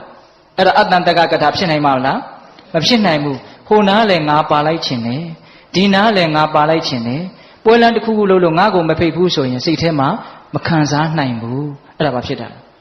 ယောနှောချင်တာဆက်ရှက်ချင်တာတရားနဲ့ဝေးတယ်ဆိုတဲ့လက္ခဏာဟုတ်လားတရားဆိုတာမရောရရင်ပြီးရောအဲ့ဒီသဘောမျိုးသဘောပေါက်တယ်နော်အတန်တက္ကကထာယောနှောဆက်ရှင်မှုမရှိတဲ့စကားနော်ပြီးတော့ဗာလဲဝိရိယရမ္ပကထာအကုသိုလ်တွေပယ်ဖို့ကုသိုလ်တွေပြည့်စုံဖို့ကြိုးစားမှုနဲ့ဆက်တဲ့စကားဘယ်နှခွန်းရှိသွားပြီတော့၅ခွန်းရှိသွားပြီပြန်ပြောမယ်မှတ်မိအောင်အပိစ္ဆကထာအလိုနည်းမှုနဲ့ဆက်တဲ့စကားအတန်တုဋ္ဌိကထာရောင်ရဲမှုနဲ့ဆက်တဲ့စကားပြီးတော့ဝိဝေကကထာစိတ်ငြိမ်မှုနဲ့ဆက်တဲ့စကားအတန်တက္ကကထာမယောနှောမှုနဲ့ဆက်တဲ့စကားဝိရိယဓမ္မကထာလုံလဝရိယနဲ့ဆက်ရှင်တဲ့စကားနောက်၅ပါးကသီလကထာသမာဓိကထာကြားဘူးတယ်နော်သီလကထာသမာဓိကထာပညာကထာသီလသမာဓိပညာဝိမု ക്തി ကထာဝိမု ക്തി ညာဏဒသနကထာဝိမု ക്തി ဆိုတာမဲ့ဉာဏ်ကိုပြောတာဝိမု ക്തി ညာဏဒသနဆိုတာပိစဝခဏဉာဏ်ကိုပြောတာမဲ့ဉာဏ်ဘုံဉာဏ်ရပြီးတော့ကိုရတဲ့မဲ့ဉာဏ်ဘုံဉာဏ်ကိုဆင်ញင်နေဟုတ်လားပြီးတော့ကုံတဲ့ကိလေသာကြံတဲ့ကိလေသာတွေကိုဆင်ញင်နေအဲ့လိုပေါ့နော်အဲ့ဒါပိစဝခဏဉာဏ်ပေါ့နော်အဲ့ဒီလိုသီလသမာဓိပညာဝိမု ക്തി ညာဏဒသနာဆိုတဲ့ကထာ၅ပါးနဲ့စောစောကကထာ၅ပါးပေါင်းလိုက်တော့စကား10ခွန်းအဲ့ဒါဒီကောင်းသောစကားတဲ့ဟုတ်ရလားမှန်ပါဗျာအဲ့ဒီလိုစကားကောင်းကိုလွယ်လွယ်ကူကူချမ်းချမ်းသာသာရနိုင်တဲ့အခွင့်အရေးရှိရမယ်အဲ့ဒီလိုစကားမျိုးကိုစူးစမ်းပြီးတော့နားထောင်ရမယ်ဟုတ်လားဒါကြောင့်ဘယ်လိုစကားကိုဘယ်လိုနားထောင်မှလဲဆိုတဲ့တရားရဲ့ဒုတိယပိုင်းအချိန်ကရှေ့သွားပြီတနာရီခွဲကို2မိနစ်တောင်ကျော်သွားပြီနော်တရားကမမျှော်လင့်မဲနဲ့ရှည်သွားတယ်ပေးသက်ကလည်းစိတ်ဝင်စားတဲ့အမူအရာတွေအပြည့်ပြလို့နဲ့ဒူပါရဲ့ဟင်းဒီကမာကြီးများဟုတ်လားဒါကြောင့်ဒီကနေ့တရားရဲ့နောက်ပိုင်းဗါတဲ့လေဘယ်လိုစကားကိုဘယ်လိုနားထောင်မှလဲအပြစ်ပြောလာတယ်ဆိုရင်တော့ဟုတ်ရင်ပြင်လိုက်ပါမဟုတ်ရင်ဒီခံပါကောင်းတာတွေပြောမယ်ဆိုရင်တော့မဟုတ်ရင်တားမြစ်လိုက်ပါဟုတ်တယ်ဆိုရင်တော့ရင်မှုမနေပါနဲ့ဟုတ်လားအနှစ်မရှိတဲ့စကားတွေဆိုရင်တော့ကြိုးစားပြီးတော့နားမထောင်ပါနဲ့ဟုတ်လားအဖို့တန်တဲ့အချိန်လေးကုန်သွားလို့ဟုတ်လားအနှစ်ရှိတဲ့စကားဆိုရင်တော့လွယ်လွယ်ကူကူရအောင်ဖန်တီးပါအနှစ်ရှိတဲ့စကားတွေဘာတွေလဲဆိုတာဦးဇင်းတို့ပြောပြီးပါပြီဟုတ်လားဆက်ပြောမယ်ဆိုရင်လည်းပြောလို့ရသေးတယ်ဟုတ်လားသို့တော့ဦးဇင်းတို့ရဲ့တရားအတိုင်းခုဟောခဲ့ပြီနော်မှန်သောစကားကောင်းသောစကားပင်ဖြစ်စေကမူစကားတွေကိုသဘောကျတဲ့လူပင်ဖြစ်စေကမူအရှိလေးမြဲမပြောဆိုရတဲ့အများကြီးတောင်ရှိသွားပြီတရားကကိုတရားကိုမလိုက်နာတယ်လို့ဖြစ်နေတယ်ဟင်ဒီကမကြီးများတဏှာကြီးပဲဟောမလို့ဟာအခု3မိနစ်ကျော်သွားပြီနော်ဒါကြောင့်ဒကာကြီးဒီမကြီးများဒီကနေ့တရားကဗါတဲ့တော့စကားတို့ဤအစွမ်းတဲ့ကောင်းနိုင်စွမ်းဆိုးနိုင်စွမ်းအကြီးအကျယ်ရှိနေတဲ့ဒီစကားတွေကိုဘယ်လိုပြောမှလဲဘယ်လိုနားထောင်မှလဲဆိုတာနဲ့ပတ်သက်ပြီးတော့ပေးတတ်တို့ကိုဦးဇင်းတို့ပြောပြပါပြီဟုတ်လားဒါကြောင့်အကျိုးရှိအောင်ပြောနိုင်ကြပါစေအကျိုးရှိအောင်နားထောင်တတ်ကြပါစေဟုတ်ရလားဦးဇင်းတို့5မိနစ်ခန့်မြတရားနှလုံးကျင့်သုံးပြီးတော့မေတ္တာပို့ပြီးတော့ဆုံးသတ်မယ်နော်